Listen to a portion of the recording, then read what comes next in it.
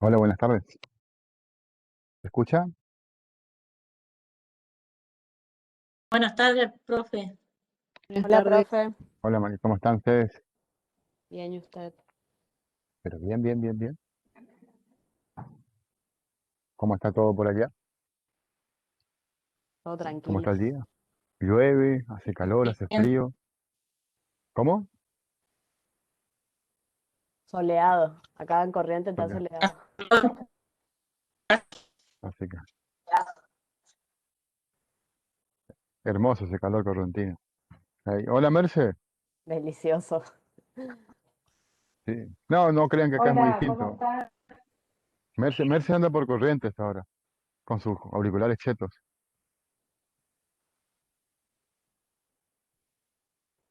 Vagando un poco.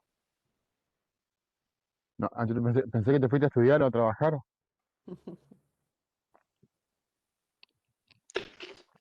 Para eso estaba usted, profe. Perdón, no la escuché bien, doctora, como dijo. Buenas Que tardes, para profe. eso está usted, profe. Hola, Bautista. No, claro, yo estoy para trabajar y para estudiar, exactamente. Sí, tal cual, pero porque seguimos sus pasos. Aquiles y yo somos discípulos de la doctora Otazú, sepan ustedes también eso. Es una, ¿Cómo se cortó? Aquiles y yo somos seguidores, alumnos, discípulos de la doctora Otazú. Sepan ustedes que ella es algo Sí, así como yo no puedo decir la palabra. nuestra sensei y nosotros sus pequeños saltamontes, nuestra guía Pobrecita. espiritual, profesional, laboral. Le felicitan Se públicamente la porque, papá. le felicitan públicamente porque va a tomar sol por ahí, así que imagínense, una Pura maestra. envidia, ¿no? Aflora la envidia. Sí, sí, sí, sí. Bueno, a ver, parece que estamos entrando. Al final, les pregunto, chicos, el grupo de, de procesal penal estaba mirando, son 11, ¿verdad? ¿O estoy exagerando o me está faltando jugadores en mi cálculo? Sí, para el otro día bien, pero creo que son 11.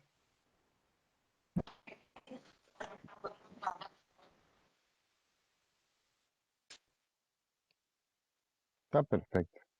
No, bueno, no, para dejar en claro eso. Esperen que voy a activar la asistencia, a ver si funciona. El otro día avisé que no se pudo activar la asistencia. Y me preguntaron quiénes estaban presentes, yo les dije nadie. No, No profe, no vino, diga no eso. vino, no, no vino. Ahí sí, ahí me confirma que se enviaron los emails a los alumnos, o sea, a ustedes. La clase pasada no vino nadie, le dije. Estuve yo solo hablándole a las plantas acá atrás.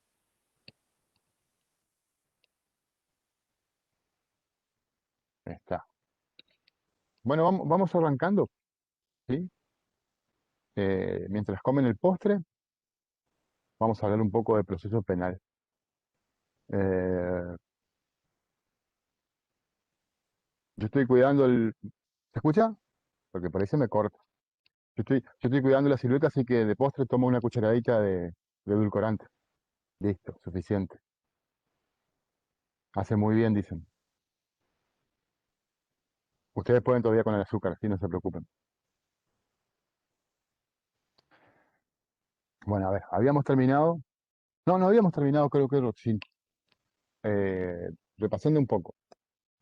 La idea es intentar averiguar qué dice la literatura, los expertos, sobre cuál es la función o cuáles son las funciones del proceso penal, ¿sí? Y a la vez, a medida que vamos averiguando qué dicen nuestros expertos al respecto, ir intentando ejercitar esto de ver qué intentan decir, ¿sí? qué, qué señalan y qué dejan afuera del análisis, ¿sí? Las dos cosas son importantes. Entenderlos sobre lo que dicen y sobre lo que consideran que no es relevante. Y habíamos dicho algunas cosas sobre Klaus Oxin. Básicamente él nos hablaba de esta idea de que el proceso penal nace espontáneamente a partir de la prohibición de la venganza privada. Y hablábamos básicamente de que misiones o tareas, no recuerdo bien la palabra, que él atribuía al proceso penal eran tres. La idea de la, la decisión, o sea, la sentencia, ¿sí? La decisión que te supone un objetivo, digamos, a- común a todos los derechos procesales o a todos los procesos, arribar a una decisión que sea materialmente correcta, ¿sí? De acuerdo al ordenamiento formal, ya, y que restablezca la paz social o la paz jurídica. Me acordé algo que había dicho al final Bautista, eh, que tiene que ver con esta segunda tarea, las formas. Yo les había dicho eh, que para él es tan importante averiguar qué pasó, efectivamente si la persona cometió o no el hecho que se le atribuye, pero no de cualquier manera, sino rodeado de ciertas garantías, ¿sí? De cierta protección formal. Eh, y eso nos lleva a la idea de las formas como garantías, no como simple actividad burocrática. Es decir, aquellas que se refieren con el control de la legitimidad del proceso, lo que incluye la legalidad, digamos, pero también en algunos puntos, eh, algunas características, sí, algunos fundamentos éticos que tienen que respetarse, vinculados con la dignidad del ser humano. ¿Sí? En este caso, el ser humano está siendo sometido a proceso, el perseguido, el imputado. Y yo les mencioné una expresión un poco eh,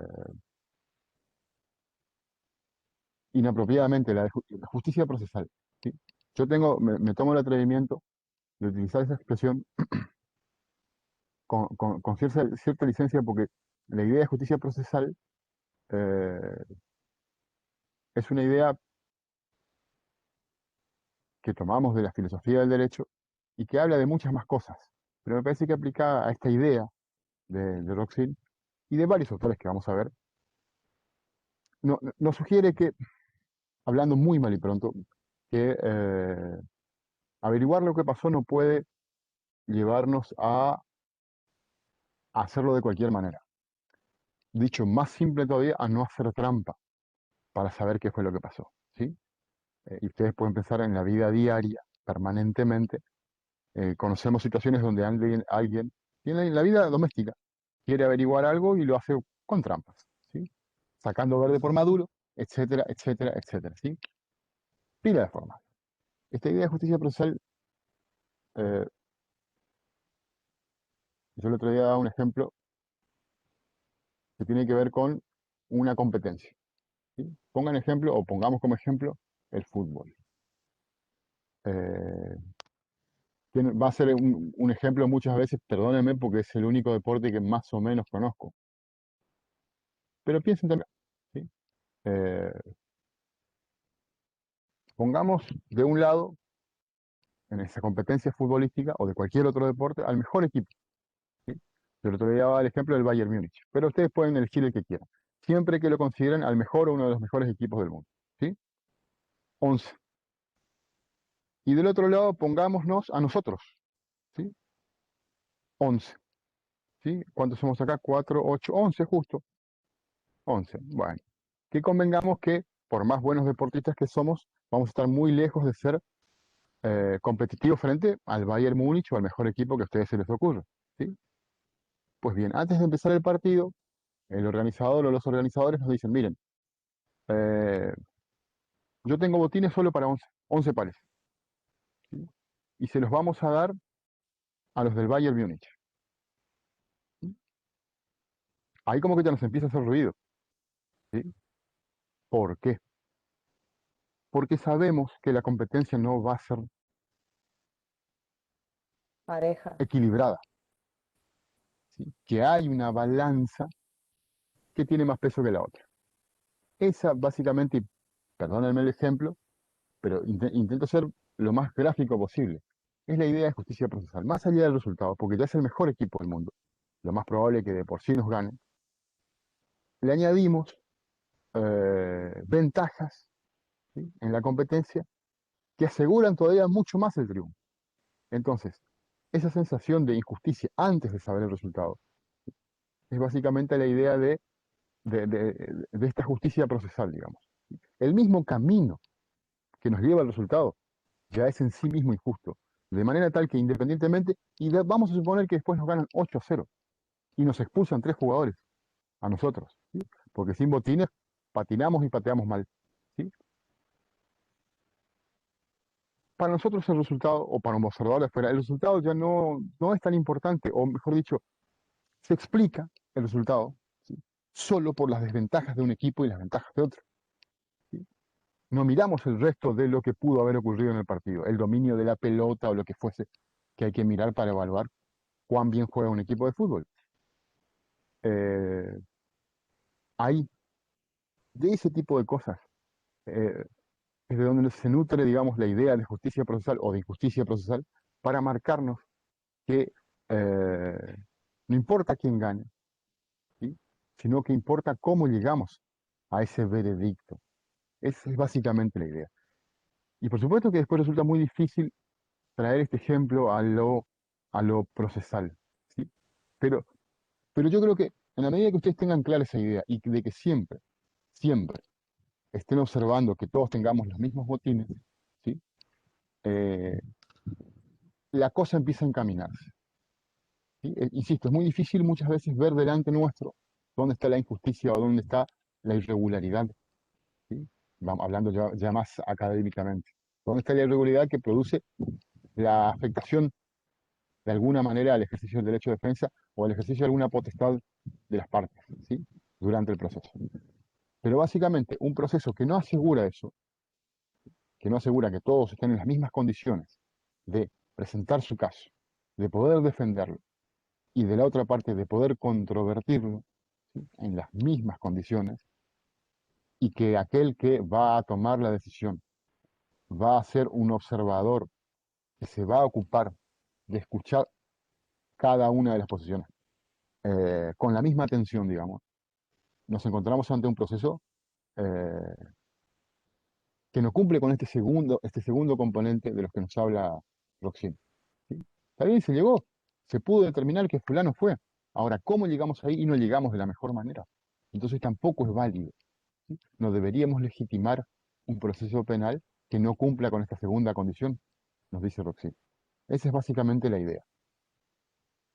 Insisto también en esto otro. eh, Volviendo a ese ejemplo, el Bayern, ¿sí? El Bayern Múnich probablemente nos diga, entren en la cancha y juguemos. Total, no se preocupen, no pasa nada, ¿sí?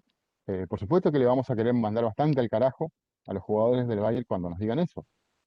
Pero lo que ocurre en este caso, y supongamos que el árbitro también nos diga lo mismo, eh, es que ellos intentan de alguna manera, o de cualquier manera, legitimar el resultado, ¿sí?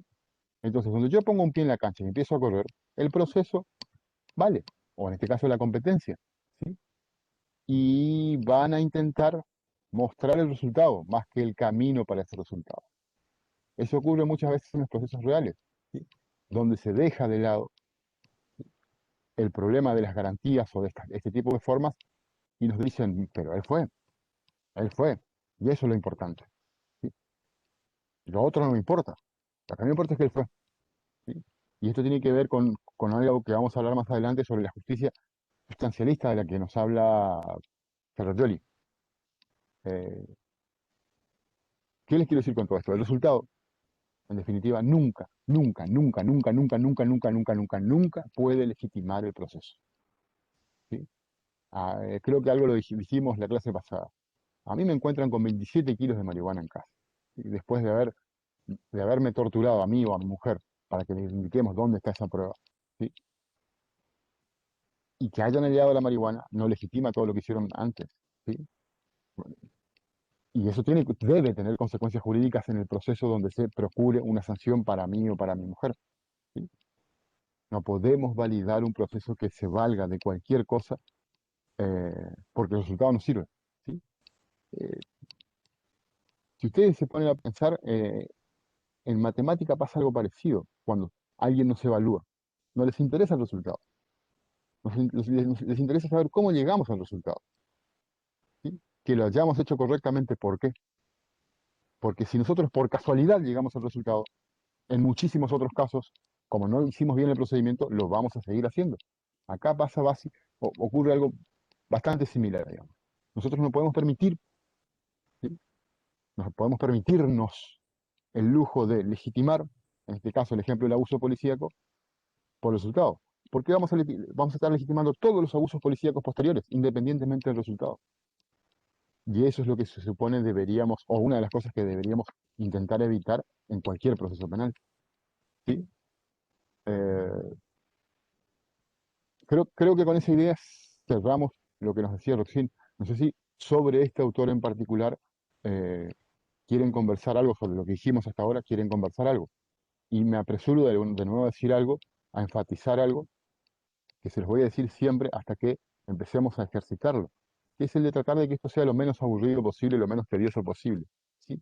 Conversación en el sentido cotidiano que ustedes le dan a la palabra. ¿Sí? Charlemos. Y para que charlemos, tenemos que estar todos predispuestos. ¿Sí? No importa que crean ustedes estar metiendo un bocado que nada que ver, no importa, porque yo no creo de esa manera, ya les dije, no creo que las preguntas o los aportes en este caso sean cuestionables. El punto es cómo los tratamos, ¿sí? Pero no tengan ningún miedo, ¿sí? en charlar, por favor. Siéntanse obligados a hacerlo para que el aprendizaje sea mejor y la siesta sea más entretenida, digamos. ¿Sí? Eh, Señor. en la foto que usted había mandado del libro de Roxin decía en una parte que la finalidad del proceso tiene como ítems que son la condena del culpable, la protección del inocente, la formalidad del procedimiento alejado de toda arbitrariedad y estabilidad jurídica en la decisión. Lo que quería agregar a esto es que todos esos ítems se deben cumplir para que la decisión final, digamos, sea correcta. O sea, porque pongamos el ejemplo de que la formalidad se cumple la protección del inocente y se condena al que era culpable, pero la formalidad del procedimiento no está alejada de alguna arbitrariedad, ya estaría mal. O el ejemplo de que hablar que si el procedimiento está bien, pero se declara a alguien que en realidad no es culpable. Aunque está bien el Exactamente. proceso, estaría mal la resolución final. Y también puede ser que se respete todo menos la protección del inocente y también estaría mal. Entonces, todos los 3 ítems o 4 que dice ahí deben estar todos correctos, digamos. Claro, Cumplir con todo. claro, exactamente. Todos juntos hacen a la legitimidad de la decisión. Tal cual, está perfecto Claro, lo que está si diciendo. falta ¿Sí? una, ya Exactamente. no es legítimo. Todas las condiciones Por son eso excluyentes de la hay que legitimidad. claro, hay que analizar todos y ver si se cumplen todos para decir si es legítimo o no. Claro. Ahora, fíjate que vos que él dice en esta, creo que es la última parte de su análisis, él habla de la condena del culpable y la absolución del inocente, ¿sí? Sí. Al principio, ¿sí? Hablan de esas dos condiciones como una sola, que es la de la corrección material de la decisión. O sea, si estamos absolviendo al inocente, es porque decimos que él no fue. Y si estamos condenando al culpable es porque decimos que él fue. En definitiva, en los dos casos, pudimos llegar a la definición correcta de que el tipo fue o no fue. ¿Sí? Entonces, los dos, ¿sí? Absolución del culpable, perdón, absolución del inocente, condena del culpable, son decisiones materialmente correctas. ¿Sí? Ahora, de vuelta, vamos, y ahora vamos a ver con otros autores. Eso nos lleva al problema de la verdad, ¿sí? Que es un problema que trasciende mucho un curso de 4 meses. ¿Sí? O sea, imagínense lo que puede ser hablar en un cuarto de clase. Pero básicamente, la pregunta de cómo obtenemos verdad, ¿sí? De cómo podemos estar todos de acuerdo de que algo es verdad o no. ¿Sí? Cuando al principio parece simple, ¿sí? ¿Es verdad que estamos todos reunidos acá? Sí. Ahora, cuando empezamos a, a intentar construir una verdad, la cosa se complica un poco más, muchísimo más. ¿Sí? Y lamentablemente es la verdad que se discute en el proceso penal, porque es una verdad o un hecho, ¿sí? Que ocurrió donde ninguno de nosotros estuvo presente. Así que la idea de construir esa verdad se complica bastante. Profe, Sí, Sofi, sí, sí, vi tu mano. Por ahí les aclaro, yo por ahí no les voy a ver, así que metan la cuchara nada más, ¿eh? Para no interrumpirle nomás era. O sea, entiendo yo que sería también como, por ejemplo, cuando se basan en una prueba ilegítima y de esa prueba ilegítima obtienen otras más, siempre en perjuicio del presunto culpable, digamos, y tendría que ver tal vez con la doctrina del fruto del árbol envenenado, ¿no? Claro, exactamente. Yo calculo que ustedes habrán oído mencionar algo sobre ese problema, digamos, o sobre este, esta construcción, digamos, de la teoría del fruto del árbol envenenado, venenoso, que impide básicamente que la prueba obtenida de otra prueba ilegítima tampoco puede ser valorada. Ahora, todos los que estudiaron el tema, ¿sí? Mínimamente conocen que existe esto. El problema es que después encontramos en los procesos concretos que hacen la vista gorda, o que hacemos, me voy a incluir, la vista gorda con este tipo de problemas. Lo tenemos frente a nosotros y buscamos un argumento o una justificación de por qué considerar a este caso nuestro, puntual, como una excepción a esa doctrina, ¿sí? Entonces, eh, eso también es parte de lo que yo considero análisis del estudio del proceso penal. Nosotros no solo podemos, no tiene sentido, está bueno el planteo que hace Sofi, porque me permite decirles esto.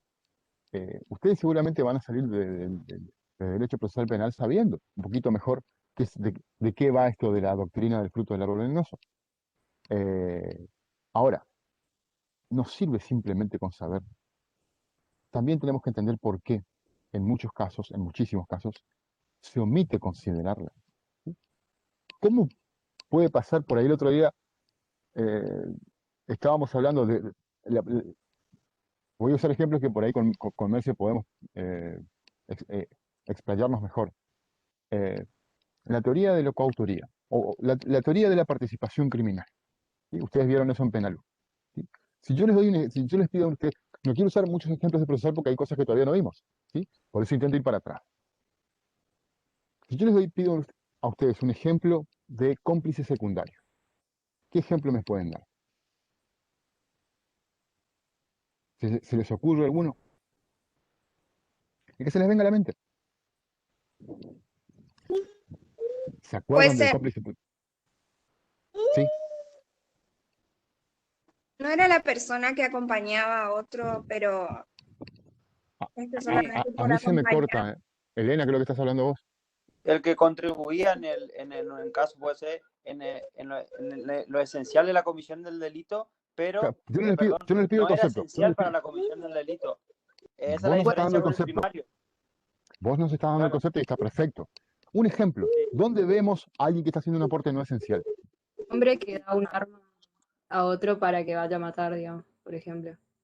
Le brinda el arma. Esa sería una participación secundaria. Está perfecto. ¿Se les ocurre alguno?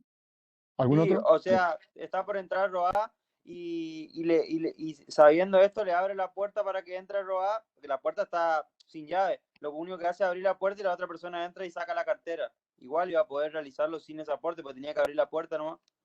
Perfecto. Y empiezan a El que hace de aflorar ejemplos. campana. ¿Cómo? El que hace de campana.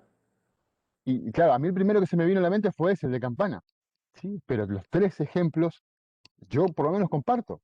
¿Sí? Si analizamos desde el concepto que nos dio Bautista, ¿sí? Que nos definió al cómplice secundario, al partícipe secundario, los tres ejemplos entran sin problemas. Ahora, uno ve un proceso penal, o mejor dicho, ve todos los procesos penales, todos, en este momento, y no va a encontrar un solo miembro de participante en sentido amplio, digamos, ¿sí? Del equipo Chorril, ¿sí?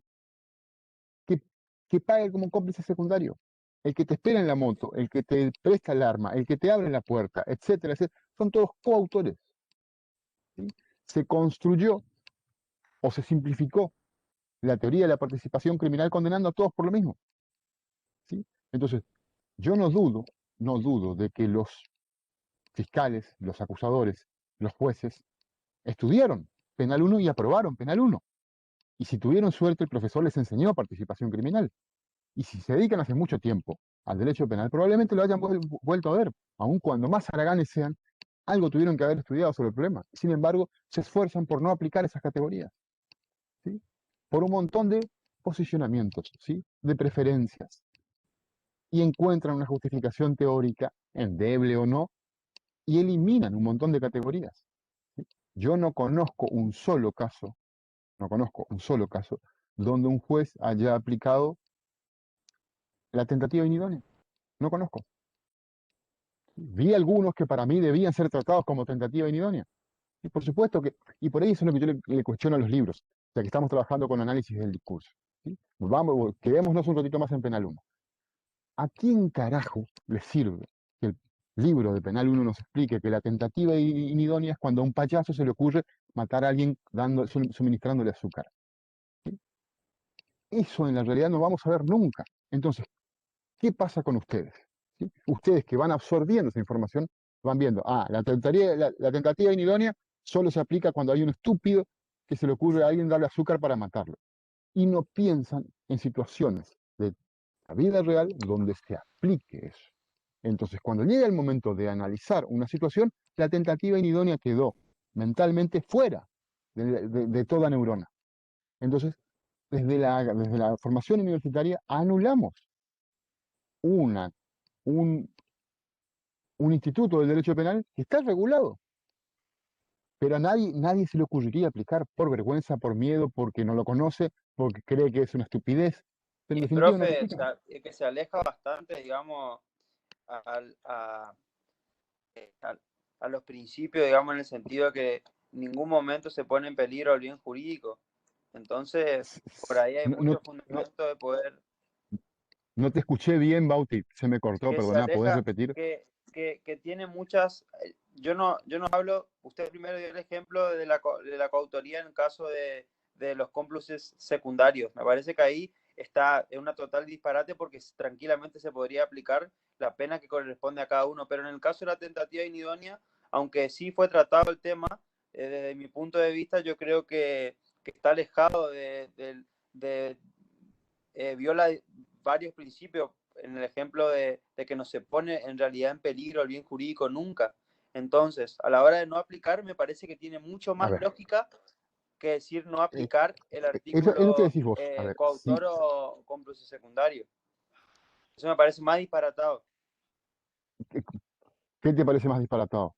Me parece más disparatado que los jueces, a la hora de decir este cómplice secundario, este cómplice primario, le ponen todo dentro de la misma bolsa y digan que son coautores. Parece un disparate porque, no, porque digamos, la injerencia sobre el bien jurídico es distinto, en uno y otro no pueden tener la misma pena, pero no me parece tan disparatado no aplicar la tentativa inidónea, porque digamos, en ningún momento se pone en peligro el bien jurídico y distintas cuestiones. Claro, pero tenés razón en lo que estás diciendo. Ahora, mi punto es, son herramientas legales. Cuando digo herramientas legales, lo que estoy queriendo decir es, son cosas que están en la ley, ¿sí? Así como está el contrato de locación, y todos los días vemos contratos de locación firmándose, ¿sí? También está la teoría de la participación criminal, donde algunos no son igual de malos que otros, hablando muy mal y pronto. ¿Sí? Cualquiera de los ejemplos que usted utilizó entra perfectamente en la categoría partícipe secundario. Sin embargo, hay una negación, ¿sí? Hay una negación permanente de aplicar ese tipo de fenómenos a los procesos judiciales concretos, ¿sí? En los casos de imputados concretos. Entonces, mi punto es, cuando, cuando vemos las categorías legales, ¿sí? Que existen, eh, es porque tenemos que aplicarlas. Y la aplicación no viene como la facultad nos hace pensar, sobre todo cuando estudiamos derecho penal, que de antemano está definido qué casos entran en cada, no, en cada categoría, en cada figura legal o quedan excluidas. Nosotros construimos, ¿sí? Ahora, eso es un problema. El problema que nosotros vamos a ver en procesales penales, o el problema que le vamos a añadir es que además hay que probar eso, ¿sí? Primero tenemos que probar que el tipo estuvo ahí y que estaba a cargo de la moto, ¿sí? Mientras el otro afanaba. Pero usaba estos ejemplos para que entiendan después muchos ejemplos que vamos a ir viendo durante el curso, donde categorías legales del derecho procesal quedan excluidas de los procesos concretos. Entonces, lo que vos estabas, o lo que Profe, estábamos, sí, ¿se cortó? lo mismo pasa, no, lo mismo pasa con actos preparatorios y comienzo de ejecución. Ante la duda es comienzo de ejecución y estamos o va el camino de la tentativa, pero porque tengo pena. Y yo digo que determinado hecho es un acto preparatorio, obviamente la consecuencia, a mí como juez que quiero una pena, no me conviene, entonces no voy por el otro camino. Miren, les cuento un caso, hablando de lo que menciona Mercedes, ¿sí? Hace muy pocos días me tocó ver un caso donde la persona estaba acusada, dos personas estaban acusadas de, una de pegarle un botellazo por la espalda a otra, ¿sí? Pongamos, Francisco le pega un botellazo a Bautista, ¿sí? Por la espalda. Y Francisco estaba con Miguel Ángel, ¿sí? Miguel Ángel encajó un cuchillazo, ¿sí? Cuando Bautista me estaba mirando a mí, ¿tá? O sea, tenemos dos agresores y una víctima. La víctima cuenta que ella estaba pasando, vio que estaban bebiendo alcohol, estaban chupando, Francisco y Miguel, ¿sí? Y, y pensó que estas dos personas le querían robar. Entonces como que ya pasó con cuidado, ¿sí? En ese momento, de la nada, dice Bauti, se para uno, que es Francisco, y me pega el botellazo por la espalda. Y donde me doy vuelta para mirar, pues, siento algo acá, ¿sí? Había sido que Miguel me hincó. Pues viene acusado por homicidio, crimen y causa, porque la intención de Miguel o sea, venimos acusados por homicidio, crimen y causa, ¿por qué? Porque la intención de Miguel y de Francisco era la de robar. Y fíjense cómo acá se mezclan algunos problemas de la parte general con los de la parte especial, ¿sí? El principio de ejecución. ¿Dónde está el principio de ejecución del delito de apoderamiento? ¿Sí? Y le agrego yo desde lo procesal, ¿dónde está la prueba, ¿sí?, del principio de ejecución del delito de apoderamiento? Lo único que tenemos, según la versión de la víctima, es que la víctima pensó, creyó, intuyó que que le querían afanar, pero no hay ningún acto que exteriorice, si es que existió, esa intención, ¿sí?, de, de sustracción de apoderamiento ilegítimo. Hay una agresión, indudablemente, de hecho hay dos agresiones, ¿sí? Pero fíjense cómo, para construir una acusación mucho más gravosa, meten la idea del robo, que no está aprobada y que tampoco conceptualmente es aceptable, porque no hay un principio de ejecución del acto, ¿sí? De hecho, en este caso yo me atrevería a decir que ni siquiera hay un acto preparatorio no punible, porque no tenemos ninguna conducta de los dos que sugiera que le estaban queriendo afanar a Bauti, ¿sí? Y yo les puedo asegurar, les voy a contar de acá un tiempo, yo les puedo asegurar que estas dos personas, o por lo menos una de ellas, va a ser condenada por homicidio, crimen y causa, ¿sí? No por la agresión, que después discutiremos si la agresión es tentativa de homicidio o no, pero de cualquier manera no solo van a pagar por la agresión, sino también por la tentativa de robo. Así se construyen las acusaciones y con una facilidad increíble se logran las condenas. Cuando yo les dije, creo que la primera clase, eh, y es algo de lo que estoy absolutamente convencido, en el proceso penal nosotros tenemos que estar muy atentos, ¿sí?, de escuchar a la persona que se defiende, no tanto para probar su inocencia, porque si lo vemos desde esa perspectiva, digamos, es como que no, no, no, él no me va a probar la inocencia porque el tipo fue. Ahora, cuando nosotros vemos algo que ahora vamos a trabajar un poquitito también, cuando nosotros vemos que él es inocente de lo que se le acusa, la cosa cambia, ¿sí? Por eso la idea de acusación y qué es lo que en definitiva le atribuyen a la persona es fundamental. ¿Por qué? Porque nos vamos a encontrar que normalmente o con mucha más regularidad de la que yo al menos quisiera, se exagera. ¿Sí? Yo suelo decir, y ustedes me van a escuchar varias veces decir esto, uno va a un juicio y se encuentra con un montón de gente que quiere mostrar que aprobó Penal 2. O sea, en lo que nos basamos permanentemente cuando vamos a un juicio es en ver todo el mundo citando un montón de autores para mostrar que están aplicando el tipo penal correctamente, y otro mostrando que están equivocados. Y en definitiva, un juicio se basa esencialmente en Penal 2. ¿Sí? Yo quiero mostrar que, mirá, le tiré todos los artículos del código que corresponden. Ahora, si puedo probar o no puedo probar es otra historia. Eh, y sorprende, les digo que es bastante, de, de una manera poco grata, sorprende ver cómo se desarrolla un juicio penal, eh, o con las pocas cosas que se construye un juicio penal. Eh, pero bueno, para cerrar un poco esto, volviendo a Roxin. Entonces, tienen que darse todas las condiciones que mencionaba Bauti eh, para, para asegurarnos de estar frente a un proceso legítimo, ¿sí? O válido, creo que es la palabra que utiliza Roxin. Necesitamos que haya una verdad construida, ¿sí? Y controlada, vamos a ver ahora más tarde eso, eh, en la que se respetó esta idea de no hacer trampa, las formas como garantías, eh, y queda picando esta idea de seguridad jurídica o de estabilidad jurídica, etcétera, etcétera. ¿Sí? Eh, pasamos a, pasamos a Mayer, ¿les parece? Eh, pregunto, ¿quién leyó Mayer? A ver, yo, que también quede claro esto, ya se los dije, pero hay que repetirlo permanentemente. No le estamos por tomar lección, no le estamos por tomar lección, ¿sí? No se trata de eso. Se trata en todo caso de que, en este ejemplo, en este momento, quien leyó Mayer me ayude cuando yo me quede, no me olvide de algo, o ustedes quieran aportar algo que consideran interesante y que yo, evidentemente, no lo considero de esa manera. ¿Sí?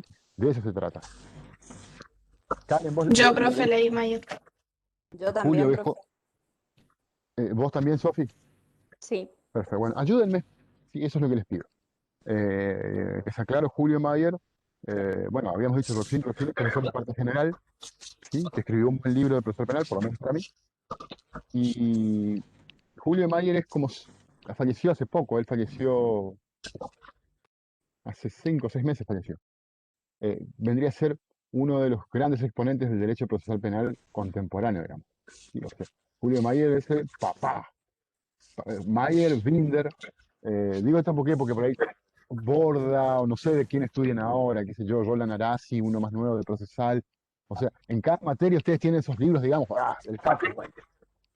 Mayer, Julio Mayer, Binder y Cafferata no le serían, bueno, ya les dije, Mayer falleció hace muy poco, pero serían los contemporáneos, digamos, más leídos, más citados, más invocados en este momento en la literatura procesal penal de nuestro país. ¿Sí? Mayer es bastante largo, bastante intenso en algunas cosas, pero yo creo que es de esos tipos que pensaron, no solo repitieron, pensaron mucho antes de decir cada cosa. Como con todos los autores podemos tener, y de hecho tenemos personalmente muchas diferencias, eh, pero está bueno saber lo que dice el tipo, está muy bueno. A ver, Julio Mayer, y yo largo y ustedes me van ayudando, ¿sí? ¿Les parece? Esa es básicamente la idea. En realidad, Julio Mayer en muchos aspectos puede parecerse a Roxini, de hecho yo les dije, vamos a empezar por Roxini porque como que sintetiza a muchos autores, ¿sí? Aunque lo digan de distinta manera, incluye los mismos elementos para el análisis. ¿Sí? Ahora, Mayer lo hace un poquito más complejo, bastante más complejo, si vamos al caso. Nos habla de funciones del derecho procesal penal y nos dice que el derecho procesal penal tiene básicamente dos funciones, ¿sí? De las que se van desprendiendo de alguna forma. Por un lado tenemos una función material y por el otro lado tenemos una función formal. ¿Sí?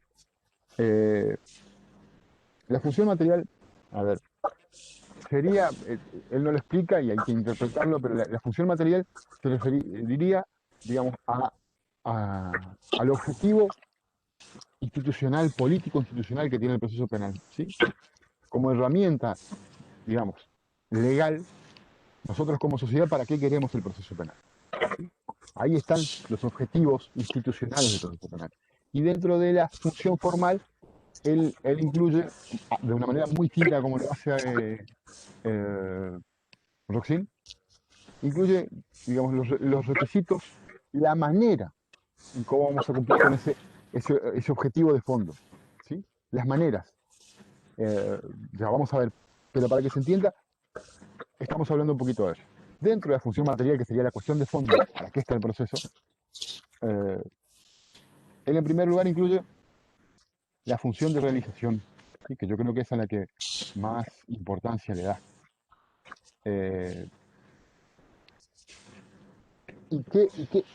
¿Qué dice cuando habla de la función de realización del proceso penal?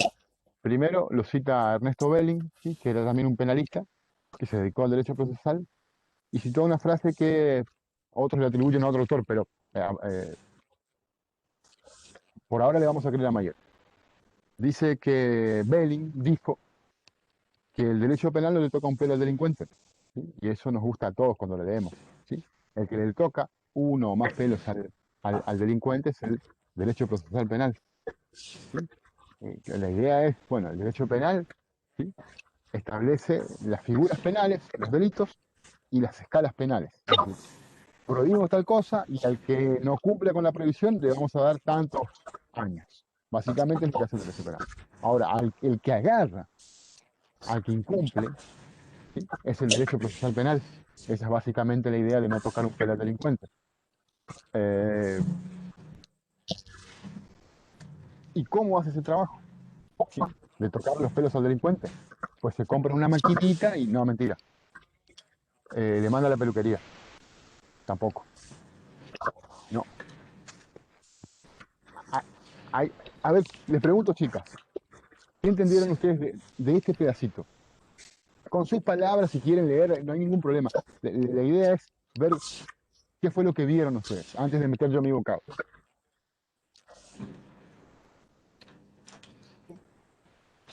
Em, Es como que el derecho procesal penal es el que se encuentra con las personas de carne y hueso, dice él más adelante. O sea, es el derecho penal el que se encarga de darle una solución. Claro, ¿y cómo haces?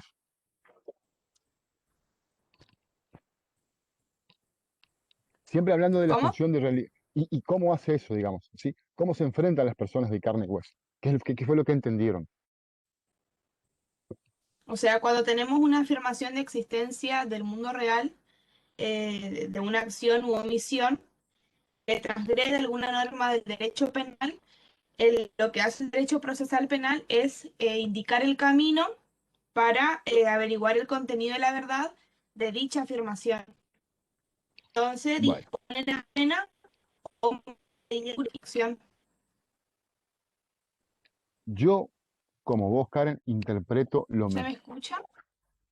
sí, Sí, sí se escuchó, se escuchó. Yo interpreto Ah, que para él, el derecho procesal penal le toca al delincuente a partir de lo que vos indicaste recién, ¿sí? Que es traducido a un lenguaje, o voy a intentar traducirlo a un lenguaje más nuestro, digamos, ¿sí? O menos aburrido, porque yo creo que está claro, solo que lo hace de una manera que normalmente no hablamos. Eh, Ante la afirmación, función de realización, ¿sí? No se olviden, o sea, realiza el derecho penal. El derecho penal no se realiza por sí mismo, necesita el derecho procesal penal. ¿Y cómo el derecho procesal penal cumple con esta función? Ante la existencia o ante la afirmación, ¿sí?, de la existencia de un hecho delictivo, el derecho procesal penal indica el camino, la manera en cómo tenemos que averiguar si es cierto o si es cierta esa afirmación. Es decir, tenemos una afirmación, fulano se mandó tal macana, ¿sí? ¿Qué hace el derecho procesal penal? Indica el camino para averiguar el contenido de verdad, ¿sí? El proceso penal está encargado de averiguar si es cierto que fulano se mandó tal macana, ¿sí? ¿Para qué? Para eventualmente aplicar la consecuencia jurídica, lo dije de otra manera, para decidir sobre la imposición de la pena, creo que algo así. Entonces, fíjense, de una manera distinta como lo hizo Roxin, pero básicamente la idea de averiguar y confirmar que el tipo fue o no fue es parte de la meta o del objetivo de la finalidad del proceso penal, ¿sí? Él la incluye dentro de la función de realización, pero la idea de saber, de confirmar, ¿sí?, que el tipo fue, es una tarea, indicando el camino, ¿sí? Eh, acá, acá él expresa en una parte que dice que el derecho procesal penal viene a ser como un sirviente o auxiliar del derecho penal, pero, o sea, viéndolo desde otro punto, para mí como que van de la mano por esta función realizadora que dice, porque la parte del derecho penal tenemos las normas escritas, pero queda en eso. En cambio, si no acudimos al derecho procesal penal, no se le puede dar vida a esa parte del derecho penal. Es lo que entendí yo a grandes rasgos. claro, vos decís, él da la idea de que el derecho procesal, o mejor dicho, que el derecho penal se sirve del derecho procesal penal, en ese sentido es un sirviente, digamos, ¿sí? Sí, Eh, me y gustó según vos, verlo así. Sí, está bueno verlo de esa manera, porque por lo menos, de nuevo coincido con lo que vos decís. De hecho, en todos los autores que trabajan o ponen el acento en la idea de realización o de instrumentalización, nos encontramos con esto que vos estás diciendo, y me parece que yo te voy a robar el copyright de lo que acabas de decir, digamos, ¿sí? Eh, los años siguientes, cuando veamos esto, sin decir que fuiste vos, voy a decir, a mí se me ocurrió. El derecho penal se sirve del derecho procesal penal según Binder. Esto lo inventé No yo te pensando y preocupes, reflexionando. Sofi, yo voy a contar la verdad. Quédate Es tranquila, que, es que, yo voy a es que yo, decir, a la ver, idea fue de Sofi. de nuevo lo que yo ya les dije, y esto les digo muy en serio, yo voy aprendiendo mucho de cómo ven las cosas ustedes. Y las preguntas, así como en este caso una perspectiva, las preguntas también enseñan muchísimo, porque la pregunta te enseña a mirar algo que vos probablemente no hayas visto. Así que está bueno. Yo no sé ustedes, pero yo voy a aprender de seguro este año. Y eso ya me satisface. Entonces, a ver, vos decís, bueno, perfecto, el derecho penal se sirve del derecho procesal penal, eh, o Mayer opina esto, y vos considerás que en realidad no es tan así, sino que van de la mano, ¿sí? Claro, porque el derecho penal, en definitiva, es puro papel, ¿sí? Y el que tiene la 9 milímetros, tiene las rejas, y tiene las esposas, ¿sí? Y tiene el martillo, todo es el derecho procesal penal. Entonces, o sea, ahí, digamos que déjame, digamos que seamos coautores de esta idea, digamos, si querés, ¿sí? Eh, y, y bueno, piensen ustedes, ocurre, a ver, voy a dar un ejemplo que probablemente no lo conozcan, Carlo Magno, ¿sí? Carlo Magno, no Alejandro Magno, Carlo Magno fue el gran emperador de el medioevo, el siglo IX, el 800, y él es heredero del, digamos, de la mitad de Europa, y su padre, Pipino el Breve, creo que se llamaba, era él el mayordomo del rey en ese momento. ¿Sí? ¿Por qué uso este ejemplo? Porque me parece que si hay una relación eh, de, de- de amo y sirviente es esta. ¿Sí? Pipino el Breve era el que manejaba el reinado y el rey lo que manejaba era su trono, su silla. ¿Sí? Acá básicamente lo que quiero graficar con esto del derecho penal, sí nos dice que hay un montón de gente que se porta mal, pero el que maneja el trono, el reino entero, perdón, ¿sí? El imperio, es el proceso penal. O sea, no hay dudas de que, digamos, esta relación es bastante extraña porque es un sirviente que tiene un poder que jamás, nunca, jamás va a tener el derecho penal. Entonces, decir que simplemente es realizador o un instrumento del derecho penal es no decir nada de lo que realmente es el proceso penal. El proceso penal tiene, como dijimos recién, ¿sí? La reja, las esposas, la 9 milímetros, el martillo, tiene un montón de, muchísimas cosas. Y todo eso hace que tenga un enorme poder. Entonces, y ese poder hay que controlarlo. Y eso nos lleva a esta segunda idea de Mayer. Porque él dice, o mejor dicho, él empieza diciendo, o empieza explicando esto al decir que algo que conversamos, ¿sí? Eh, en la clase anterior creo que fue el derecho penal, mejor dicho, el proceso penal, es la única manera, o el único medio legítimo, dice él, de resolver el conflicto penal. Es decir, la única manera de meterle preso a alguien es por medio del proceso penal. Nadie puede ir preso, ¿sí? Por acuerdo de partes, ¿sí? Entre comillas, por lo menos necesita que el juez valide eso. Es decir, sí o sí lo tenemos que hacer dentro del proceso penal, por ahora. Eh, entonces, ahí aparece, ¿sí? Al ser el único medio legítimo, aparece todo el poder. Ahí aparecen. eh, ¿Se me escucha? Sí, ¿Hola? profe. Sí, se escucha, se escucha. ¿Hola, hola?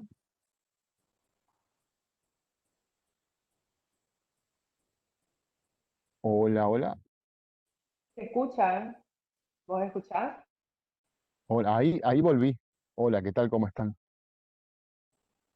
Ya hice el reclamo al servicio de internet, pero me dijeron que le siga pegando a la computadora nomás. No, Así que profe, no a la va a ser lo único violencia. que va a bajar mi temperatura, va a ser que le pegue piñas a la pantalla, porque ellos no van a venir. No. ¿Dónde quedó el Eh, discurso de hay que bueno, manejar les el decía, carácter, hay que enfrentar de otra manera las situaciones? ¿Dónde quedó ese discurso? eh, Ahí aparecen entonces todas estas herramientas del proceso penal, ¿sí? La celda, etcétera, etcétera, etcétera. Y ahí aparece el poder y ese poder hay que controlar. Eh, y ahí aparece la idea de protección personal como segunda meta, de vuelta, dentro de Mayer, Julio B.J. Mayer, ¿sí? Dos funciones, material y formal. Dentro de la material tenemos la función de realización. Y en la segunda, para él, es la de protección personal. El proceso penal, al ser el único medio legítimo, adquiere un poder inusitado, ¿sí? Ese poder nos lleva a tener que asegurarnos eh, que tengamos que limitarlos. ¿Por qué? Porque la meta del proceso penal, ¿sí?, no es absoluta. Hay valores, dice él, que son superiores a los que intenta proteger el proceso penal, ¿sí? Entonces, dice, la idea de averiguar la verdad como valor o como meta del proceso, fíjense que de nuevo insiste en que la meta, así como hoy dijo, hay que averiguar el contenido de verdad de la afirmación, acá también habla de la verdad. Entonces, aunque no incluye explícitamente como una de las funciones del proceso penal, la idea de verdad está permanentemente presente en él, permanente, invoca a cada tanto, cuando habla de paz jurídica también habla de la verdad. Entonces la idea de verdad evidentemente es muy importante para él, aunque cuando categoriza, cuando clasifica, no la pone como una de las condiciones explícitas, o como uno de los objetivos explícitos del proceso penal, sea como sea.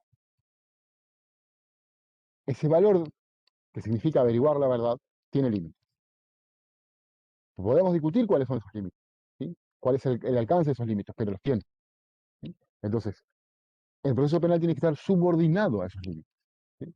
La verdad no se puede alcanzar a cualquier precio, y por supuesto que todo se nos puede venir a la mente inmediatamente la idea de no podemos torturar a alguien para que confiese. Esa etapa de la civilización se supone que ya la dejamos de lado, ¿sí? Entonces, una confesión no es legalmente admitida, ¿sí? Pero sí muchas otras cosas, ¿sí? Ustedes piensen que el único testigo, vamos a suponer que Merce y yo somos hermanos, ¿sí?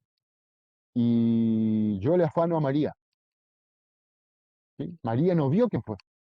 De hecho, la única que sabe que yo le afané a María es Merce, ¿sí? Merce no puede declarar en contra mío si ella no quiere. De hecho, algunos códigos prohíben en cualquier caso, algunos facultan. Entonces, ese hecho va a quedar impune, porque la única prueba, pongo un ejemplo grosero, ¿no? Pero para que se entienda, la única prueba de quién fue el autor del robo a María es mi hermana, y mi hermana no va a declarar en contra mío. Entonces, el valor, relación familiar, familia, vínculo familiar, lazo familiar, unidad familiar, como quieran, es superior a la verdad del proceso penal, al menos en algunos casos, ¿sí? Si Merce, yo y Karen somos hermanos y Merce le faja a Karen, ¿sí?, yo puedo declarar, ¿sí? En ese caso sí. ¿Por qué? Porque la familia como que ya se pudrió. Si se están fajando entre ellas, digamos, eh, la cosa se complicó. Pero en general, sí, no sé si ustedes lo ubican al Martín Fierro, ¿sí? Eh, los hermanos sean unidos, esa es la ley primera. Tengan unión verdadera, bla, bla, bla, bla, bla, bla, bla, ¿sí? Entonces, básicamente de ahí viene la idea. Entre nosotros nada, dice la ley penal. Entre nosotros nada. Nosotros no podemos ser materia de conflicto para adentro. O mejor dicho, el proceso penal no puede promover el conflicto familiar. No puede. En este ejemplo, en este tipo de situación, ¿sí? Entonces, dice el proceso penal, me como la condena. Me como la prueba que me permita condenar a esa persona. Y así podemos citar muchísimos otros ejemplos donde hay valores que están por encima de la averiguación de la verdad, que limitan, en definitiva, la obtención de prueba que valide la decisión o que valide la condena. Hay casos donde simplemente no se puede. Listo. Eso es lo que quiere decir Mayer y muchas veces cuesta muchísimo, chicos, en los procesos reales asumir eso. Hay valores por encima. Sobre todo nosotros, quienes operamos todos los días en el proceso penal, no estamos dispuestos a aceptar, ¿sí?, en términos emocionales, psicológicos, que haya límites a esa averiguación. Todos ustedes van a aprobar procesal penal. Supongamos que la pregunta que define su examen sea, ¿hay valores superiores al proceso penal? Sí, profesor, hay valores. Hay valores que impiden al proceso penal averiguar la verdad de cualquier manera. Aprobado. 11 sacaron. Ahora, ¿de qué sirve que ustedes aprueben procesal penal con 11 si después empiezan a ejercer y se olvidan de eso? ¿Sí? Y eso ocurre permanentemente. No, no puede ser, no, no puede ser, no, no puede ser, no puede ser, no puede ser. Aparece lo emocional, lo intuitivo. No puede ser que el proceso penal no pueda averiguar por qué este tipo no quiere hablar. Y buscamos maneras ilegales, ¿sí? Poco éticas, de incluir pruebas que nos permita ¡pac! Meter chicote. Y en el Can, fondo, nos gusta o no, voy. En el fondo, nos gusta o no, es eso lo que nos está diciendo el proceso. O sea, este fin del proceso. Sin merced. ¿te acordás del caso que siempre lo contás de abuso en la Cruz? Eh, que el señor ya estaba condenado, que era peluquero, que una de las víctimas había mencionado a otra. Sería más una cuestión de acción, pero bueno, que había mencionado a otras víctimas y Y, las otras víctimas no. y también de Y el pruebas. fiscal Sí, sí, quería sí. seguir igual. A ver, les doy dos ejemplos que no están relacionados directamente con la obtención de prueba, sino con algo peor todavía. El ejercicio de la acción penal. En general nosotros sabemos, ya lo vamos a ver mejor, la acción penal pública significa que los órganos estatales pueden actuar de oficio, ¿sí? Actuar de oficio es sin necesidad que nadie se los pida, ¿sí? Eh, Ahora, hay ciertos casos donde la acción penal depende de instancia privada, eso lo habrán visto algo en Penal 1.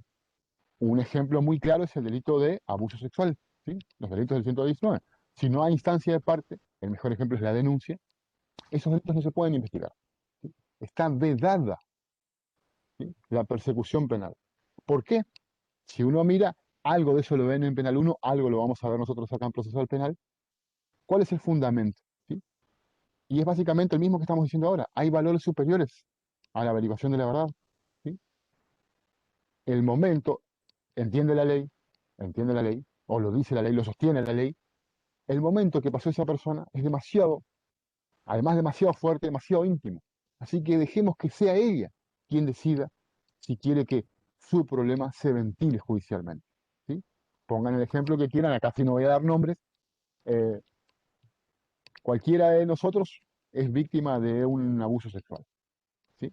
Pues la ley lo que nos está diciendo es, vos, víctima, decidís si se investiga o no, ¿sí? ¿Por qué? Porque es muy íntimo. Y en definitiva te puede doler muchísimo a vos volver a vivir eso. La idea de revictimización, ¿sí? Por supuesto que la ley, en el caso de los menores, etcétera, etcétera, prevé excepciones y permite el ejercicio de la acción penal. Por eso doy ejemplo cualquiera de nosotros que ya es mayor de edad, ¿sí? Somos víctimas de un abuso. El que decide si se investiga eso somos nosotros. ¿Está? Ustedes dicen eso en la mesa y aprueban. Sacan 14, no 10. 27 sacan. ¿Sí? Fantástico. Ahora, voy dos ejemplos. ¿Sí? No uno, Merce, dos. En un juicio se acusaba a una persona, ¿sí? Adulta de haber abusado unos años atrás de dos muchachos, ¿sí? Menores de edad, 14 o 15 años. Eh, Se hace el juicio, por supuesto que se había hecho la denuncia, etcétera, etcétera. Vienen al juicio estas dos personas, víctimas, ¿sí? Ya mayores, 20 o 21 años tenían. Y dicen, sí, efectivamente, abusaba de mí, y entre otras cosas aparecen algunos testigos. Esos testigos eran amigos de estos chicos, ¿sí? Uno de ellos, de hecho, era de la misma edad de ellos. Pongamos un Francisco, ¿sí? Viene Francisco y dice, sí, sí, efectivamente, esta persona tenía un videoclub, eh, y nos llevaba a mirar películas y de a uno le hacía pasar a los chicos, tanto a fulano como a mengano, los llevó para atrás. Y salían de ahí y me decían que abusó de ellos. Yo no vi, pero no dudo porque lo mismo me hizo a mí. ¿Cómo? Abusó de Juan, de Pedro y también de vos. De mí también abusó. Ah, pero claro, Jacinto, vamos a ponerse el nombre del acusado, vino acusado solo por Juan y Pedro, no por Francisco. Entonces, ¿qué hace el Estado a través de distintos órganos, jueces, fiscales? Pues, bueno, no vino acusado por eso, así que tenemos que iniciar una nueva investigación por este hecho, ¿sí? Así que remítase al fiscal para que decida investigar. Disculpen, señores, acá, Francisco, yo soy la víctima. No me interesa seguir hablando de eso, ¿sí? Con 25 lágrimas acá. No me interesa. parece que está hablando allá alguien, no sé quién es, va, y fueron todos fiscales, defensores, jueces, todo el sistema penal, policía, todo el sistema penal fue a armar otra causa. Se armó esa segunda causa, ¿sí? Y lo citan de vuelta a fulano, a este Francisco. Y Francisco les dice, basta, yo no quiero saber nada con esto. Está perfecto, está perfecto. Segunda vez que ya aclaró eso. Tercera vez, le traen a acusado a Jacinto, y ahí perdón que sea soberbio, ¿sí? Pero yo tomo conocimiento del caso y les digo a todos, chicos, esto es una barbaridad, ¿sí? Este Francisco ya 2 veces dijo que no quiere instar la acción. Nos puede gustar o nos puede gustar, pero él fue muy claro. Y la ley es igual de clara que él. Si él no quiere saber nada con esto, no se sabe nada. Se terminó, ¿sí? Por supuesto que me cagaron a pedo fiscal, juez, bla, bla, bla, bla. Pero era lo que había que hacer. Por supuesto que yo aclaré formalmente cuál era la razón por la que eso no se podía seguir investigando. Y la causa terminó ahí. Y hubo otro caso muy parecido, ¿sí? Que le involucra un poco a Mercer, o sea, nos involucra un debate con Mercer, ¿sí? Ayúdame con el caso Mercer. Un chico que se encargaba de 18 años, creo que era, se encargaba de, ¿vieron cuando van a la terminal ese chico que te guarda o te da las 16, valijas? ¿16? sí. Perfecto, 16 años, bueno. El maletero, ¿sí? Vos le das algunas monedas y el tipo te guarda la valija o te la saca de dentro del colectivo y te la entrega. Bueno.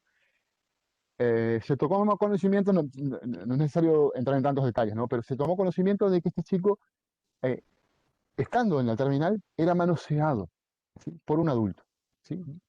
Un pervertido, hablando mal y pronto, un pervertido. Se toma conocimiento de esto y se inicia una investigación, ¿sí? Abuso sexual simple. Eh, Se lo trae a él y él dice, yo no quiero saber nada con esto. Se lo trae al papá o a la mamá, el papá creo que fue. El papá dice, Mi papá. no, yo no quiero que se investigue. Y el proceso penal, y cuando habla del proceso penal, está hablando de un montón de gente preocupada por que eso no ocurra, ¿sí? De seres humanos que estaban eh, conce- Empecinados. empecinados, bueno, gracias, Merced, empecinados, Me yo diría incluyo en ese grupo. concentrados en que eso no quede impune, ¿sí? O sea, tampoco el- el objetivo de todos estos operadores era un objetivo espurio. Lo que movilizaba era una idea muy, muy genuinamente franca. No, que esto no puede quedar impune. Un pervertido de miércoles que está abusando de un chico de 6 años. Ahora, ¿y por qué? Y bueno, cuando me preguntaron a mí, yo les dije muy honestamente, ustedes no les pueden preguntar por qué, porque no tiene que dar razones, ¿sí?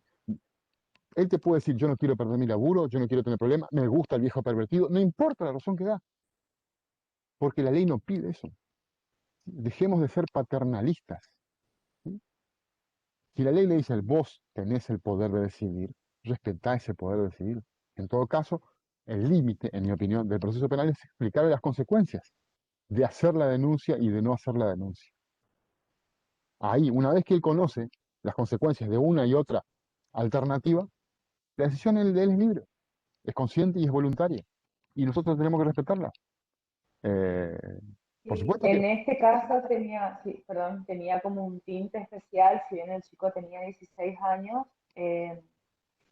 cuando se le hizo una entrevista psicológica se determinó que él tenía una dificultad en el habla, o sea, que no se le entendía mucho cuando hablaba, pero se daba a entender con facilidad. Entonces se le tomó testimonial, se llama, bajo modalidad de cámara Gesell, y otros condimentos que puso el psicólogo.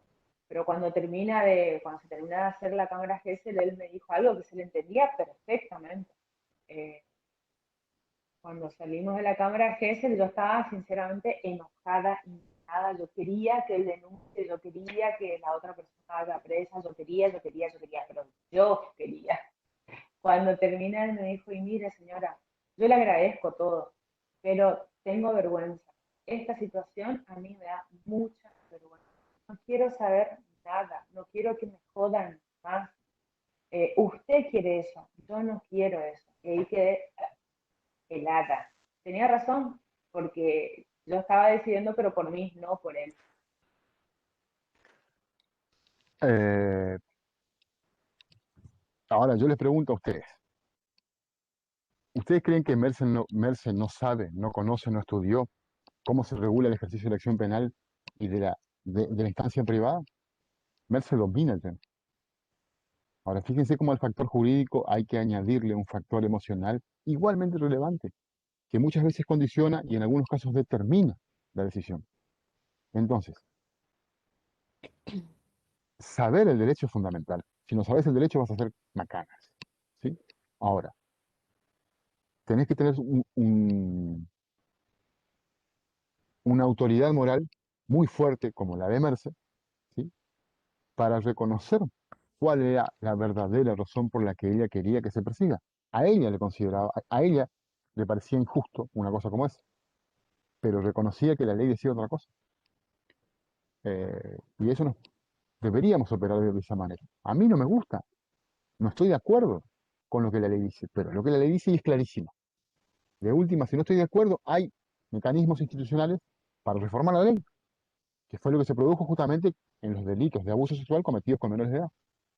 Cuando no estuvimos ya dispuestos a aceptar que eso sea de instancia privada, se convirtió en un delito de acción pública. ¿Sí? Pero esto nos tiene que quedar claro. Hay, hay, hay, hay un esquema legal, ¿sí? Bastante claro, que lo conocemos, pues tendremos que aplicarlo, nos guste o no. No es que porque nos gusta termina siendo inconstitucional. Yo calculo que ustedes ya habrán muchas veces escuchado eso a los profesores decir, no, pero es inconstitucional. Y algunas veces quizás sea inconstitucional. La mayoría de las veces, estoy segurísimo, decimos que es inconstitucional simplemente porque no nos gusta, o porque si nosotros fuésemos legislador, lo legislaríamos de otra manera. ¿Sí? Que yo no esté de acuerdo con una norma no la convierte derechamente en inconstitucional, aun cuando yo soy el juez. ¿Sí? De última, yo no estoy de acuerdo. Yo no regularía la denuncia penal de esa manera, pero es lo que hay. Respetar las instituciones, para mí eso es fundamental. Y otra cosita más. Antes de ir al recreo vamos a descansar unos minutitos.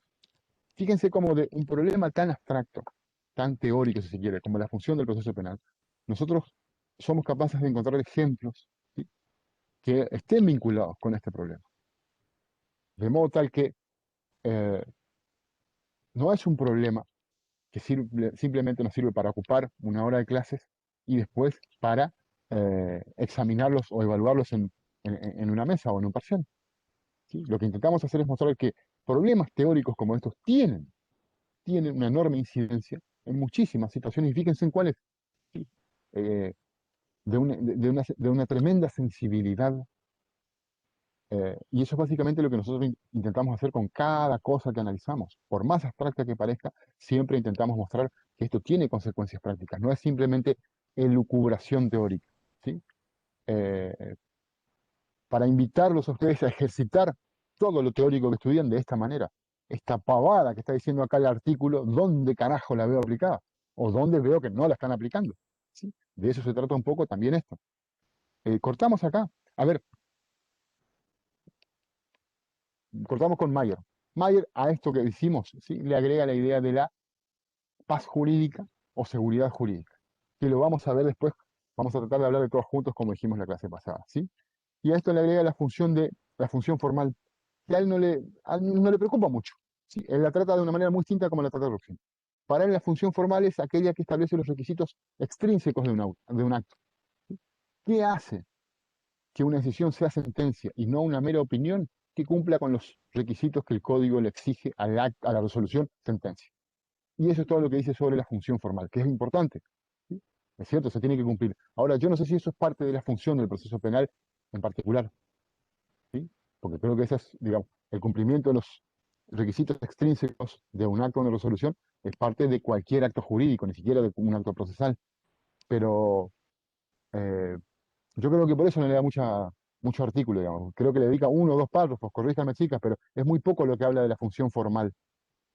Eh, Como para Sí, completar. más que nada lo que habla es que la función formal incluye normas de carácter potestativas y que disciplinan los actos que integran un procedimiento disponiendo tiempo y forma, los cuales deben ser llevados a cabo para obtener las consecuencias jurídicas. Y que sin estas reglas no podríamos distinguir, por ejemplo, un testimonio, una sentencia, de la opinión del juez, etcétera. Básicamente, a ver, por ahí también es muy obvio, pero también es importante que ustedes no se olviden de eso, ¿sí? Eh, para que se, ¿Por qué es importante saber qué elementos debe cumplir un acto? Porque si no, ese acto no es tal y en consecuencia se priva de los efectos jurídicos que tiene. Y esa parte es importante y la vamos a ver varias veces durante el curso, ¿sí? Cortamos un segundito acá. Yo tengo 15 y 1, ¿sí? 15 y 10, 9 minutos, ¿sí? Sí, porque Seamos, se conectó nos, Leito, vamos a desconectarnos. mirá, ¿dónde no lo veo? Ahí está Acuña. Bueno, mientras Leito vos da la clase solito, nosotros nos vamos a acicalar un poco y volvemos en 9 minutos, ¿sí? Bueno, yo me olvidé de la hora, pensé que era hasta ahora la clase. Hola chicos, La profe, tanto tiempo. lo mismo yo. Ahí vi que escribiste en el grupo. ¿A vos se te corta cuando hablo yo, cuando hablan los demás? También. No, hoy hubo un momento en que todo se cortaba, se me desaparecían las caras, se cortaba usted cuando estaba hablando. Y bueno, reseteé el módem nomás y bueno, tuve que esperar unos minutos así que bueno. Espero Sí. que funcione de acá que termine la clase ahora. Eh, no, creo que todos estamos con problemas. ¿Qué cortecito de pelo te hiciste? Qué lindo te quedó. Te queda lindo con la cara de dormido que tenés. No, Oh. Haces juego con tu cara de dormido. incomoda. Horrible te queda, hermano. Horrible, horrible te queda. Pero igual te vamos a querer. No te Para preocupes. gusto no hay nada escrito. Vale. Oh, sí, vamos a tener que escribir un libro sobre gustos, así hay algo escrito, ¿viste? Sí, pero Claro. Leito no entra dentro de ese rubro, ¿no? Sí, no, él no lo va a leer nunca, no, Pobre. no lo va a leer, no lo va a leer. Está hablando porque no le veo la cara. Estoy Oh. cargando en el celu, ¿sabes? Bueno, Yo no veo. seguimos, chicos. ¿Andan por ahí los demás? Hola, hola, hola. ¿Costó el acicalamiento? Está costando en realidad. Eh, Está costando terminar la semana, profe. claro que hoy es viernes, ¿no? Sí. ¿Ustedes antes de procesar penal tienen alguna otra materia? ¿Miércoles y viernes? ¿O empiezan con procesal? Empezamos y después seguimos hasta las 6. Claro, o sea, tienen y ahora el miércoles me dijeron que tenían litigación después de procesal. ¿Y hoy también litigación? Financiero y Financiero. tributario. Ah, financiero, sí, sí, me acuerdo que habían dicho, sí, sí, sí. Pero bueno, véanlo de esta manera. Les costó llegar hasta el viernes, le quedan 3 meses y medio nomás y ya se termina el cuatrimestre. Nada, están a nada.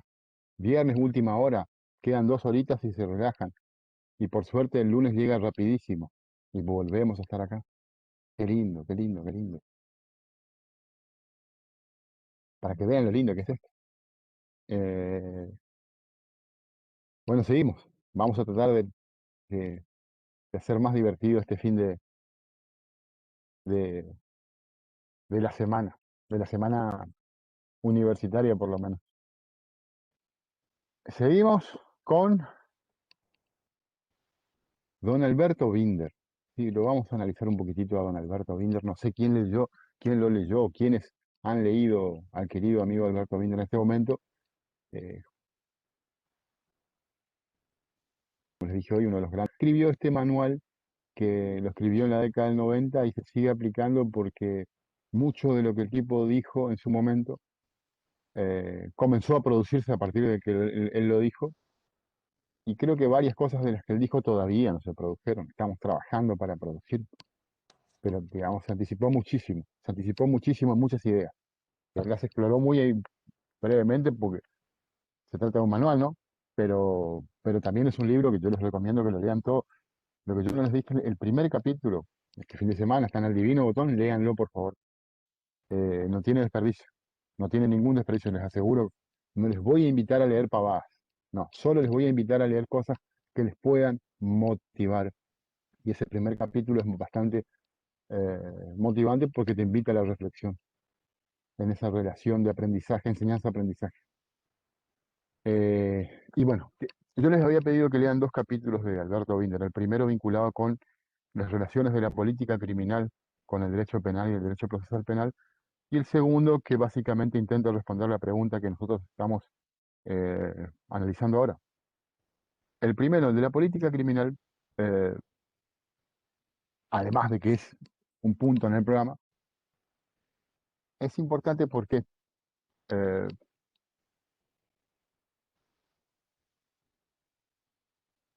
el proceso penal nosotros conocemos como, o denominamos política criminal.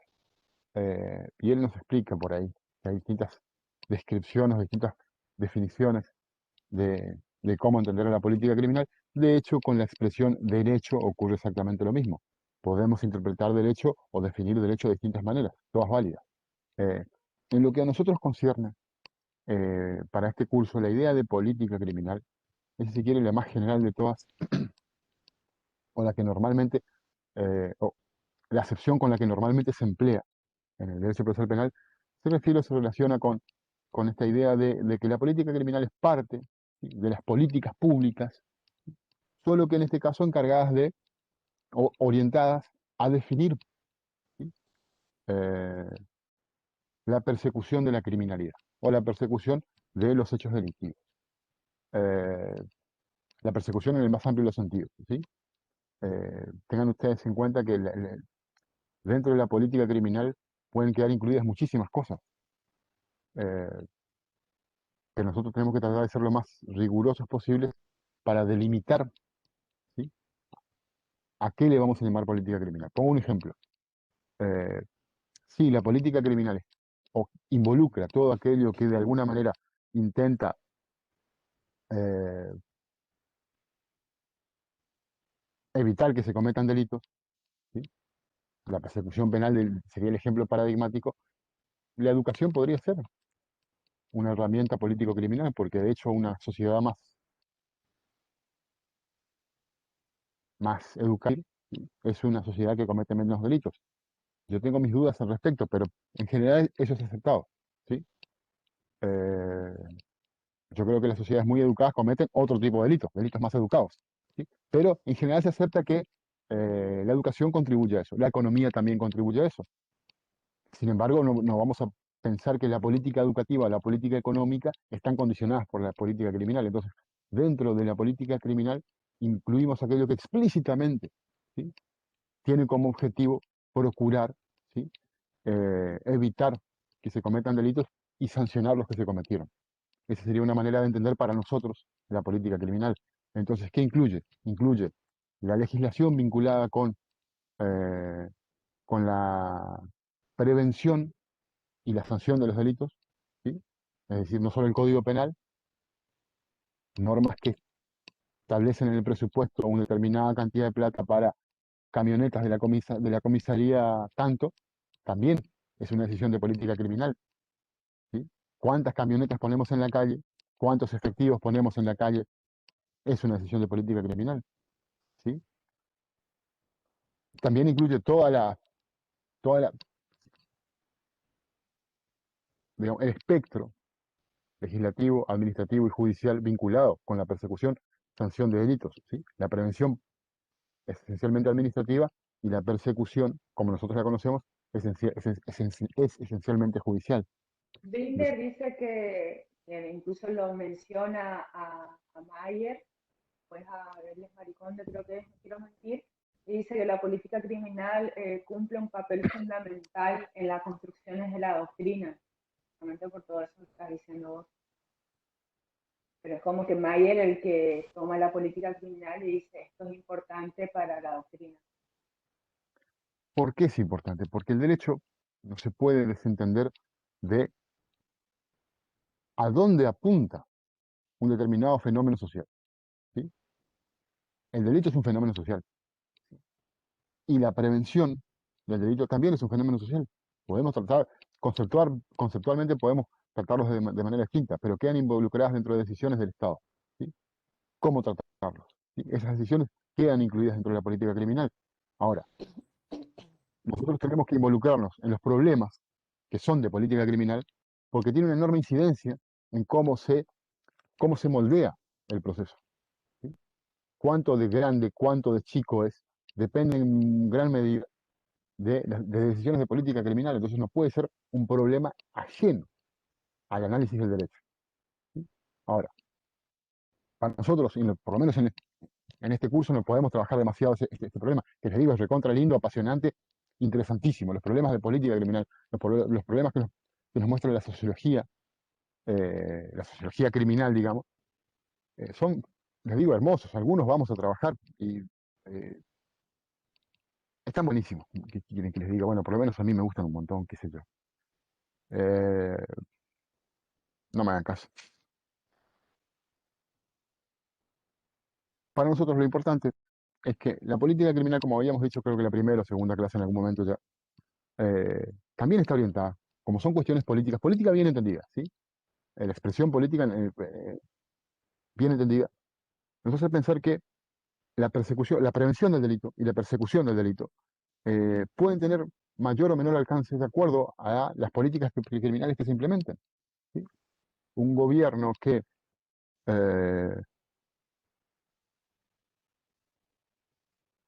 considere al delito como uno de los grandes problemas sociales, naturalmente que va a intentar darle una preeminencia a las herramientas que prevengan y que sancionen al delito. ¿Sí? Y otros gobiernos que no consideran tan relevante en términos sociales, probablemente no. Ahora, dentro de uno y otro, pongamos el primer ejemplo, cada uno va a optar por distintas formas de, usemos la palabra con cierta licencia, atacar el delito. ¿Sí? eh, eh, no quiero que se malinterprete, no estoy diciendo de declarar la guerra ni nada por el estilo, sino de cómo encaramos el problema delito en nuestra sociedad. ¿Sí? Y no voy a ir muy lejos. En este momento, hace pocos días, el gobierno nacional derogó una serie de decretos que se habían firmado durante el anterior gobierno respecto de bajo qué condiciones se puede expulsar a un extranjero acusado de cometer un delito, ¿sí? No, o condenado. En realidad, iba más que nada por los acusados, ¿sí? Entonces, el trámite, digamos, de extradición, de echarlos, se había simplificado, ¿sí? En el anterior gobierno. Y esa fue una decisión de política criminal. Rajemos lo antes posible a la gente que comete delitos, que no es este país. Vino este gobierno y dijo, no, dio sus razones, como el anterior gobierno dio sus razones para avanzar sobre este problema. Este gobierno da sus razones para ir en contra de lo que se había trabajado, ¿sí? De lo que se había pensado y decidido. Y son decisiones de política criminal. ¿Sí? Y eso tiene incidencia, indudablemente que tiene incidencia en los procesos, indudablemente. Ahora, más allá de que uno pueda compartir o no, lo que no puede dejar de ver nunca es que la política criminal siempre está condicionada por posicionamientos. Como les dije en la clase pasada, posicionamientos ideológicos. Pónganle el nombre que quieran, pero en el fondo se trata de eso. Preferencias, puntos de vista, percepciones sociales, lo que llámenle como quieran, porque así normalmente ustedes lo van a encontrar sobre todo en los análisis superficiales. ¿Sí? Pero en definitiva, estamos hablando de eso, ¿sí? De posicionamientos ideológicos. Perdón, Sí, Miguel y Bautista están avisando en el grupo, están con problemas de conexión. perfecto, perfecto.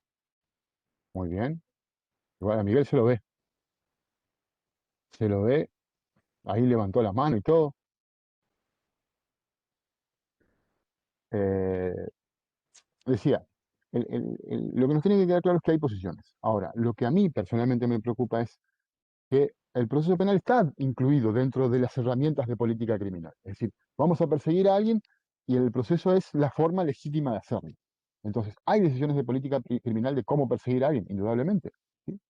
Cuando pongamos un ejemplo, las decisiones de política criminal vinculadas con la violencia de género. Hoy en día son clarísimas. ¿Sí?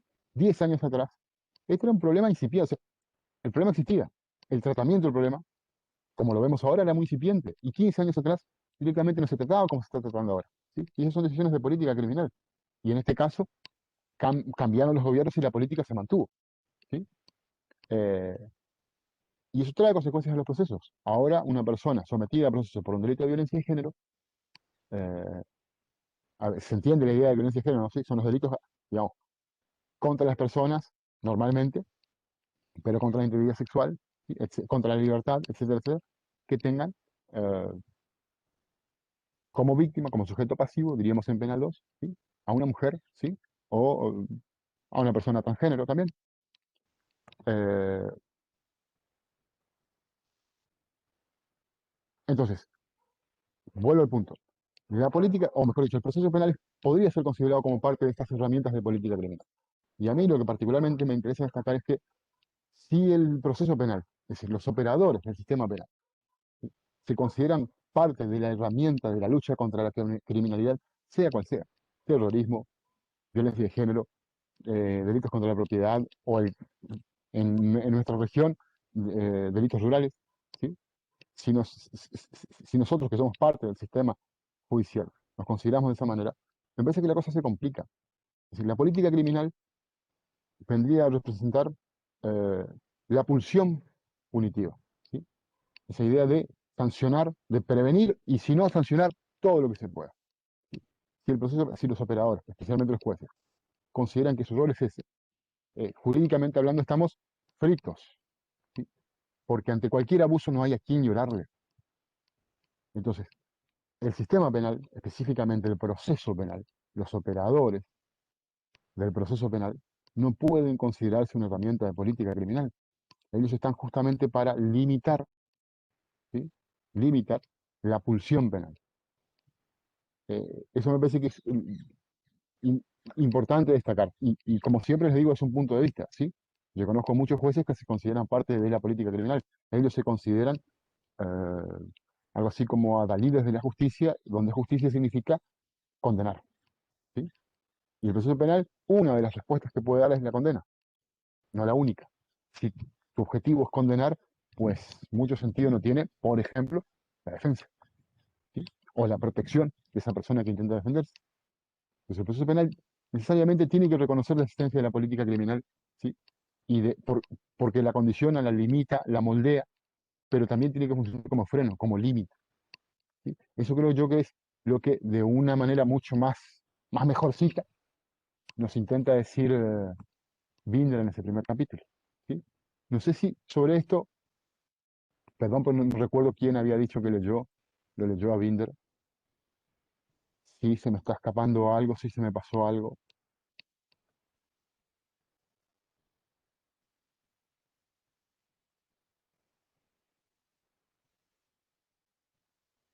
Sigo sorprendido con tu corte de pelo, por eso paré.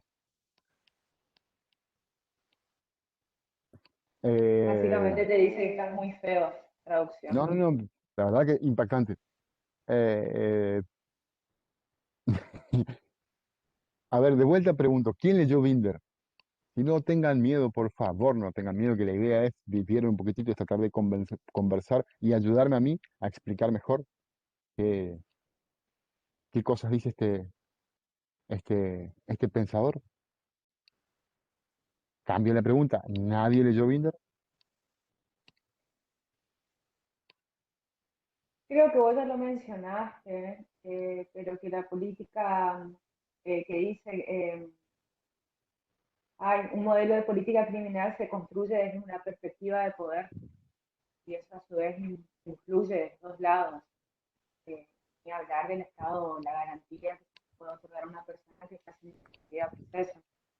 A ver, ahí no nos vamos a meter porque la discusión se pone muy extensa y aparte eh, muy pasional, pero yo estoy hablando y normalmente voy a hablar de la gente que quiere hacer bien las cosas, ¿sí?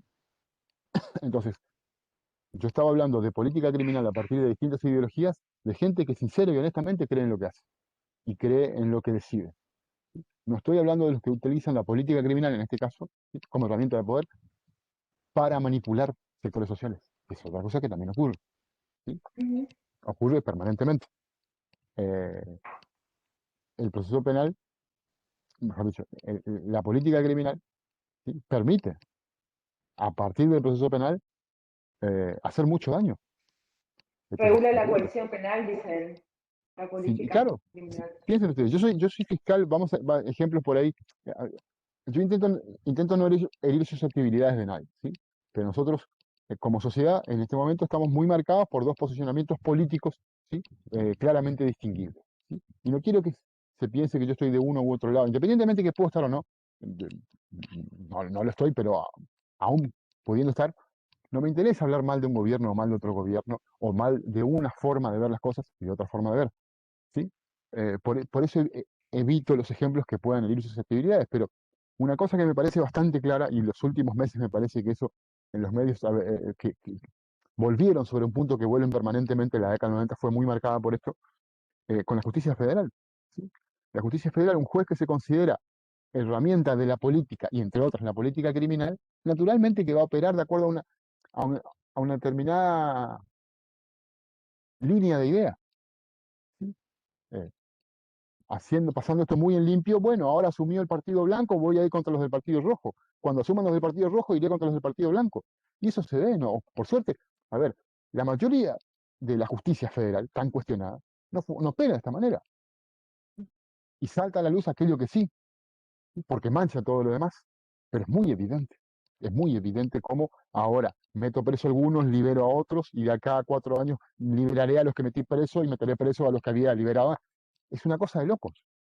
Entonces, funciona como una herramienta de control, indudablemente. Indudablemente, a ver, a mí me gustaría que que se persigan y se condenen a aquellos a quien se probó que se mandaron macanas. Punto. No debería cumplir ninguna otra función.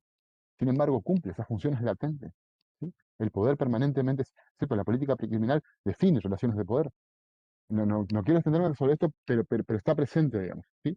Y justamente lo que yo les quise decir hoy, entre otras cosas, se relacionaba con esto. Cuando el juez o la justicia se percibe a sí misma, se percibe una serie de herramientas políticas, estamos fritos, porque niega la independencia necesaria que nosotros necesitamos del Poder Judicial, de los jueces. ¿Sí? Cuando un juez piensa, no, yo esto no lo voy a hacer porque le puede caer mal a fulano, estamos fritos. Después hay que dejar una patada en el tuje, hablando mal y pronto, porque no está dispuesto a cumplir con su rol. ¿Sí? Que el poder político vea al Poder Judicial como una herramienta, macanudo. Macanudo, nadie le puede cuestionar eso. A mí lo que me preocupa es cuando el Poder Judicial se ve a sí mismo como una herramienta, ¿sí? De este tipo de intereses. Eso es lo que a mí me preocupa. El Poder Judicial tiene que ser una herramienta, pero de otro tipo, de protección. ¿Sí? De protección. Lo demás no es parte de la tarea del Poder Judicial.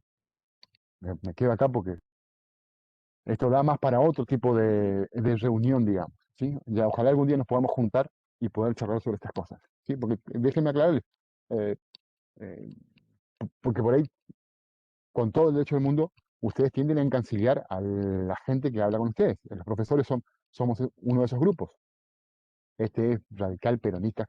Yo los meto presos a todos juntos. Yo los meto presos, ¿sí? Para que quede clarísimo, ¿sí? A Alberto, a Macri, a Cristina, a Mirta Legrand, a todos juntos los meto presos. ¿Está? Y vendo la entrada para que todos vayamos a ver el espectáculo. Que quede clarísimo eso, ¿sí? Eh, Respeto muchas cosas de cada uno de los que mencioné recién, ¿sí? Pero no estoy con ninguno de ellos. No me interesa. Y a mí lo que me interesa es cómo funciona la justicia, ¿sí? Que depende de lo que la justicia decide de sí misma, no de los demás. Volvamos sobre Bill. Volvamos sobre el segundo capítulo de Bill. Por favor, alguien que leyó, que me ayude un poco, porque ya no me acuerdo. ¿Sí? Hace demasiados años que lo leía Binder, ya no me acuerdo. Binder, este capítulo, el segundo capítulo que les pedimos que lean, empieza sugerentemente, diría yo, con la pregunta, corríjanme si no, la pregunta, ¿qué es el proceso penal? ¿Sí? ¿O para qué está el proceso penal? Algo así creo que es la pregunta que él hace, creo que en el primero o segundo renglón de este capítulo. En el primero, la pregunta, ¿qué es el proceso penal? La pregunta que el proceso penal cambia, o sea que él ya digamos, nos invita a mirar la película, ¿sí? Pasen y vean. Y después nos habla de algo que, por favor, les pido todos presten atención en algún momento, quien no leyó, léalo así, eh, un poco por curiosidad, porque nos empieza a intentar contestar esa pregunta con la idea de, de qué tipo de conceptos podemos manejar o podemos ver, ¿sí? En el análisis de los fenómenos jurídicos, ¿sí? Y nos dice que un concepto siempre es un recorte de la realidad, ¿sí? Eso, cuando estudiamos un poco, estamos al divino botón y estudiamos otras disciplinas más teóricas, queda clarísimo, ¿sí? Yo tomo un pedacito de la realidad y la defino, ¿sí? La recorto, le pongo fines, definir en ese sentido, le pongo fines, ¿sí? Y ese concepto o ese recorte de la realidad nos va a ser útil a nosotros, ¿sí? Como categoría analítica, en la medida que describa algo interesante, ¿sí? Que nosotros podamos confirmar que al ver el concepto, lo comparamos con el fenómeno, tal cual, sí, sí, de eso estoy hablando. Y eso vale para para cualquier análisis, digamos. Ahora, esa utilidad está definida, dice él, en tanto y en cuanto el concepto incluya más sobre el fenómeno que aborda que lo que excluye, ¿sí? Es decir, en la zona iluminada del concepto tiene que estar más claro a qué se está refiriendo que en la zona oscura. Lo digo yo con otras palabras, digamos. ¿Sí? La idea es simple. Yo voy a definir algo o voy a dar una idea de algo y tiene que ser lo suficientemente gráfica para que sea clara, pero a la vez tiene que incluir la mayor parte de esa realidad. Si no, no me sirve. ¿Sí? Si yo intento explicarles qué es un perro, diciendo que es un cuadrúpedo que ladra, eh, me puedo llegar a dar una idea, ya me sirve, ¿sí? Ahora, si agrego que es mamífero, que agrego que normalmente está con nosotros como mascota, nos va ayudando mucho mejor a entender cuando estamos frente a un perro y no a un gato, ¿sí? Ahora, si yo simplemente digo, el perro es una mascota, sí, no le estoy errando, para nada, es cierto. Ahora, tengo el problema de que no sé cómo distinguirlo del gato, ¿sí? Parece estúpido, y de hecho es estúpido el ejemplo que estoy dando, pero cuando traemos estos problemas, esto que decimos, lo traemos al proceso penal, es fundamental, ¿sí? Yo, en el concepto o en la definición, ¿sí? Tengo que decir más de lo que callo, porque si no, no me sirve. Y yo voy a intentar durante estos 4 meses mostrar algunos lugares donde el silencio nos complica más, ¿sí? Lo que se omite considerar nos complica más de aquello que se analiza. Y de hecho, em, intentaré hacerlo en pocos minutos, ¿sí? Eh, pero de vuelta, por supuesto que Binder lo que dice Binder es mucho más interesante que lo que puedo decir yo. A lo sumo yo aportaré algo, ¿sí? Por eso les pido que cuando estén muy al divino botón también pasen por ahí por estas páginas y lo revisen un poco. Ahora, y después va otro problema que ya lo vimos varias veces, hace un ratito y la clase anterior. El problema de eh, los puntos de vista que tenemos en el proceso penal. Los posicionamientos, la palabra que yo utilicé hace un ratito. El proceso penal marca claramente dos tendencias, ¿sí? La idea de la garantía, la idea de la eficiencia. Y estas dos tendencias nunca se ven absolutamente, sino entremezcladas, pero siempre están ahí. Y lo importante es reconocer que el proceso penal es siempre una lucha entre estas dos tendencias, ¿sí? Cada una va a querer tirar agua para su lado, ¿sí? De modo tal que nuestra tarea sería asegurarnos de reconocer, identificar, ¿sí? Cada tramo, o mejor dicho, cada punto del proceso que tenga una tendencia hacia un lado o tenga tendencia hacia otro, ¿sí? Un allanamiento, no vamos a ir muy lejos, un allanamiento es un gran ejemplo de eso, ¿sí? Un allanamiento, ya vamos a ver técnicamente qué es un allanamiento, pero por ahora nos sirve que ustedes sepan que es el ingreso a una vivienda, ¿sí? A una morada, así dice la ley, un domicilio habitado por alguien, para buscar algo o a alguien, ¿sí? En el marco de un proceso penal, ¿sí? Y ahí se ve muy fuertemente esta idea de las tendencias. Yo puedo, y pongo un ejemplo, que siempre doy porque es imposible olvidarse, fue para mí una semana muy intensa. Yo no trabajaba ahora, creo que les conté, yo trabajo ahora en este momento defendiendo a los que se portan mal, ¿sí? Eh, pero en otra época los perseguía. Muchísimos años, de hecho, hice eso. Trabajaba en un juzgado de instrucción. Y nos pasó que le robaron la vajilla, ¿sí? A un restaurante muy conocido, ¿sí? Eh, la verdad, yo fui a comer varias veces, la verdad que yo envidiaba los platos que tenían, ¿sí? Espectaculares, espectaculares, muy lindos. Bueno, le habían afanado, pero cajas y cajas de platos, cajas y cajas de vasos, de copas y cuchillos y tenedores, ¿sí?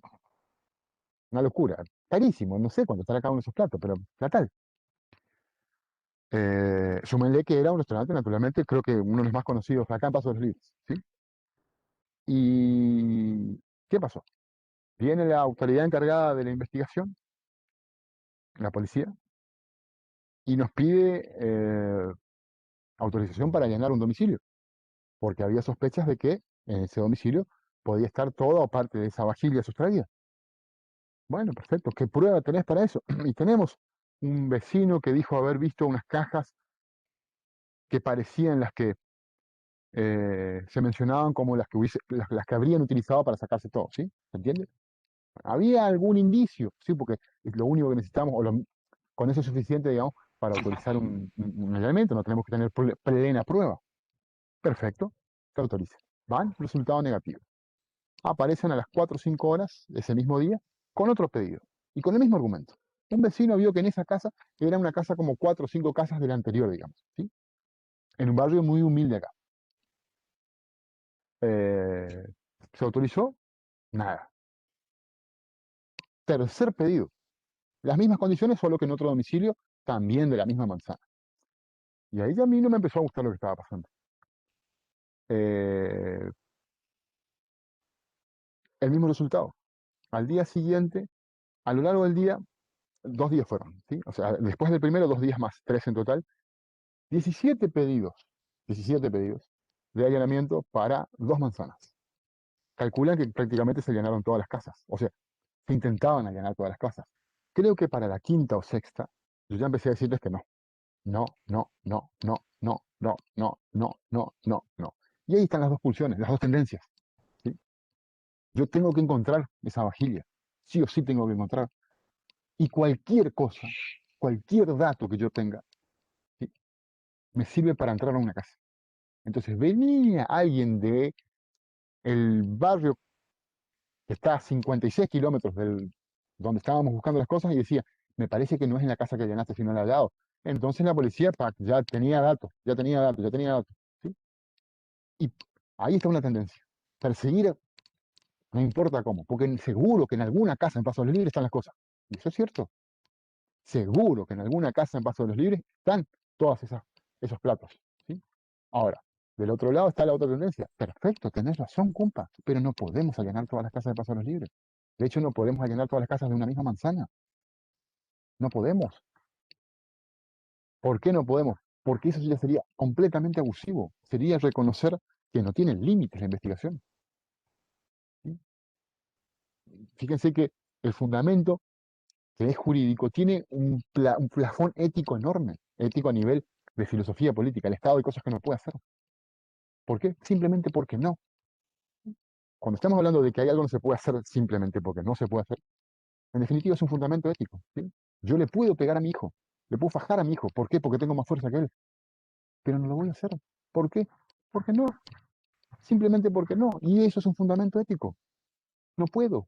No está bien, ¿sí? No solo porque tenga el poder lo voy a hacer. Y de eso se trata. Y en el caso de la pulsión, de la persecución, eso es muy, muy, muy, muy patente. Tengo el poder para entrar a cualquier lado, así que lo voy a hacer. Si quien de este otro lado, el juez, comparte este punto de vista, estamos fritos y eso ocurre. Eso ocurre. ¿Qué pasa? Lo más probable es que ustedes saben muy bien, no nos va a ocurrir a nosotros. Porque la pulsión no se dirige a cualquiera, pero está. ¿Sí? Está. Oh Dios, no sé si a alguno le tocó alguna vez vivir o sufrir un allanamiento, ¿sí? O una detención o una imputación. pero no tiene nada de divertido. No tiene nada de divertido. Normalmente a nosotros no nos pasa. ¿Sí? Pero si quieren, permítanme decirles esto, ¿sí? Con un poco de falta de respeto. No crean que ustedes son la medida, y me incluyo, ¿no? No creamos nosotros que somos la medida de las cosas. ¿Sí? Probablemente haya muchas realidades que no tienen nada que ver con nosotros y son tan reales como que en este momento estamos hablando acá. ¿Sí? Perdón porque es un poco irrespetuoso lo que le estoy diciendo, porque no sé qué piensa cada uno de ustedes al respecto. Ojalá podamos discutir y conversar al respecto. Pero, pero son cosas que nos tienen que preocupar, aunque no nos perjudiquen, digamos. ¿Sí? Eh, entonces, Quedan 4 minutos. ah, eh, Binder dice que entonces, es, a ver, cuando se vuelve a hacer la pregunta de qué es el derecho procesal penal, dice que es inútil responder esa pregunta y que hay varias formas de responder. Y que la forma de responder, como vos dijiste recién, algunas van a ocultar información, otras van a dejar de lado información. ¿Por qué? Porque va a depender mucho de la utilidad o de la finalidad que yo persiga. ¿qué busco yo al definir el proceso penal? ¿Sí? Indudablemente que busco algo. Y el problema es cuando yo en esa búsqueda solo extraigo lo que me interesa y oculto lo otro. ¿Sí? Eso en una investigación es muy evidente. ¿Sí? En una investigación conceptual, ¿sí? Cuando yo quiero descubrir la cura para el COVID, voy a buscar un montón de cosas, pero mi meta es descubrir la cura para el COVID. Ahora, los efectos colaterales, voy a hacer la vista gorda con los efectos colaterales de mi vacuna con tal de yo llegar a la meta. Fíjense cómo me salí del derecho. ¿Sí? Quiero hacer, que intento mostrarles que esto no es excluyente del proceso, exclusivo y excluyente del proceso penal. ¿Sí? O de los conceptos. ¿Sí? En los conceptos ocurre esto, y en el proceso penal también. ¿Sí? Yo quiero confirmar, ¿sí? Yo soy fiscal y quiero confirmar que Aquiles fue el autor del hecho. Pues voy a buscar solo la prueba que confirma y no la que niega que él es el autor del hecho. ¿Sí? Con los conceptos o con las definiciones ocurre lo mismo. Yo tengo una intención al intentar definir algo. Y después les voy a dar un ejemplo, pues nosotros estamos trabajando, terminamos una investigación, ¿sí? Eh, con exalumnos sobre un problema procesal en la casación, un recurso, ¿sí? En la provincia de Corrientes. Y ahí se ve mucho esto, de qué buscas y cómo manipulás la información que encontrás. ¿Sí? En el proceso penal ocurre esto. Pero bueno, sea como sea, está buenísimo lo que nos dice Binder. Ahora, mi pregunta, ¿sí? Sobre todo le pregunto a quién leyó y si no le pregunto a todos, traten de leerlo, es si en algún momento responde la pregunta con la que inició el capítulo. ¿Qué es el proceso penal? Nos habla de las definiciones, nos habla de los conceptos, nos habla de las tendencias, pero yo no sé si en algún momento responde la pregunta. Entonces, ahí tenemos un caso, digamos, donde su planteo, en definitiva, no termina de cubrir lo que él mismo cuestiona. ¿Sí? Un concepto tiene que decir más de lo que excluye, y su concepto, o el que intentó indicar sobre la función del proceso penal, al final no la cubrió. Está buenísimo lo que dice, todo lo que dice en este capítulo, pero yo creo que no cumplió con la finalidad del capítulo, que es explicarnos qué es para él el proceso penal. ¿Sí? Nos describió que hay dos problemas, hay dos tendencias. Nos describió los problemas de añadir o quitar cosas a un concepto, pero no nos habló de qué es el proceso. ¿Sí? Y eso como que sería reprobado en procesal si viene a rendir. Eh, si pueden, búsquenlo y por ahí eh, me hacen ver algo que yo no vi. Ah, acá está respondiendo él, ¿sí? Esa pregunta. Y lo discutiremos un poquito en la clase que viene. Ya es la hora, Ahora, Fran. me estoy acordando, Karen, sí, Karen avisó que el, se quedó sin luz. perfecto. Eh, la clase del miércoles no la vamos a tener porque es 24 de marzo y es feriado. Entonces la próxima clase que vamos a tener es la del viernes siguiente. Yo la verdad pensaba que hoy íbamos a poder terminar, pero hablo demasiado. Voy a tratar la clase que viene de no hablar tanto eh, sobre, sobre lo mismo y tratar de avanzar un poquito más. ¿Sí? Así que vamos a terminar. Me gustaría como mínimo hablar un poco de Cajerata porque me parece que tiene algunas cosas muy interesantes para decir y de Ferrojoli, ¿sí? Que también tiene cosas hiper interesantes desde mi punto de vista. Por ahí, no sé si alguien eligió o leyó, si no, alguien a quien elige o lea Ferrojoli es muy denso, ¿sí? Es una forma de escribir muy distinta a la que estamos acostumbrados, pero no pierdan la esperanza de que está buenísimo lo que él dice. Está muy bueno. Ojo, Caferata también, ¿sí? Solo que Caferata es más simple de entender. Ferrajoli, esto que yo les decía del análisis del discurso, es donde mejor aplica. ¿Qué carajo está queriendo decir el tipo? Y hay que leerlo y leerlo para entender. ¿Sí? Vamos a hablar de eso, esta clase, la clase siguiente, y vamos a hacer un pequeño ejercicio de razonamiento, ¿sí? De reflexión. ¿Qué les quedó de lo que vimos hasta ahora? ¿Sí? Les pido disculpas de antemano porque ya empezamos a demorarnos. ¿Sí? Y si nos queda algo de tiempo, vamos a empezar a hablar de el próximo tema, ¿sí? Lo hablamos estos días en el grupo, ¿sí? ¿Les parece? Sí, profesor. Bueno, chicos, buen fin de semana. Igualmente, doctor. Igualmente. Saludos a Graciela, mándale un beso y un abrazo grande de mi parte. Y nos vemos la semana que viene. Igual hablamos en el grupo, ¿sí? Profe, Sí, usted me puede poner el presente porque me había dicho la directora de carrera que usted me tiene que poner hasta que me cambie al nuevo plan, dice. perfecto. Yo pongo a María, no te preocupes, yo pongo, ¿sí? María, ¿vos estás en el grupo de WhatsApp? Está bueno, ahora yo te aviso ahí, ¿sí? Si no te aviso, por las dudas pregunta. ¿Está? Nos vemos, chicos. Buen fin de semana Chao. para todos. Merce, portate bien. Aquí anda el peluquero de vuelta. Nos vemos. Estoy yendo al centro de compras Suerte. para mis tarjetas. Chau, chau.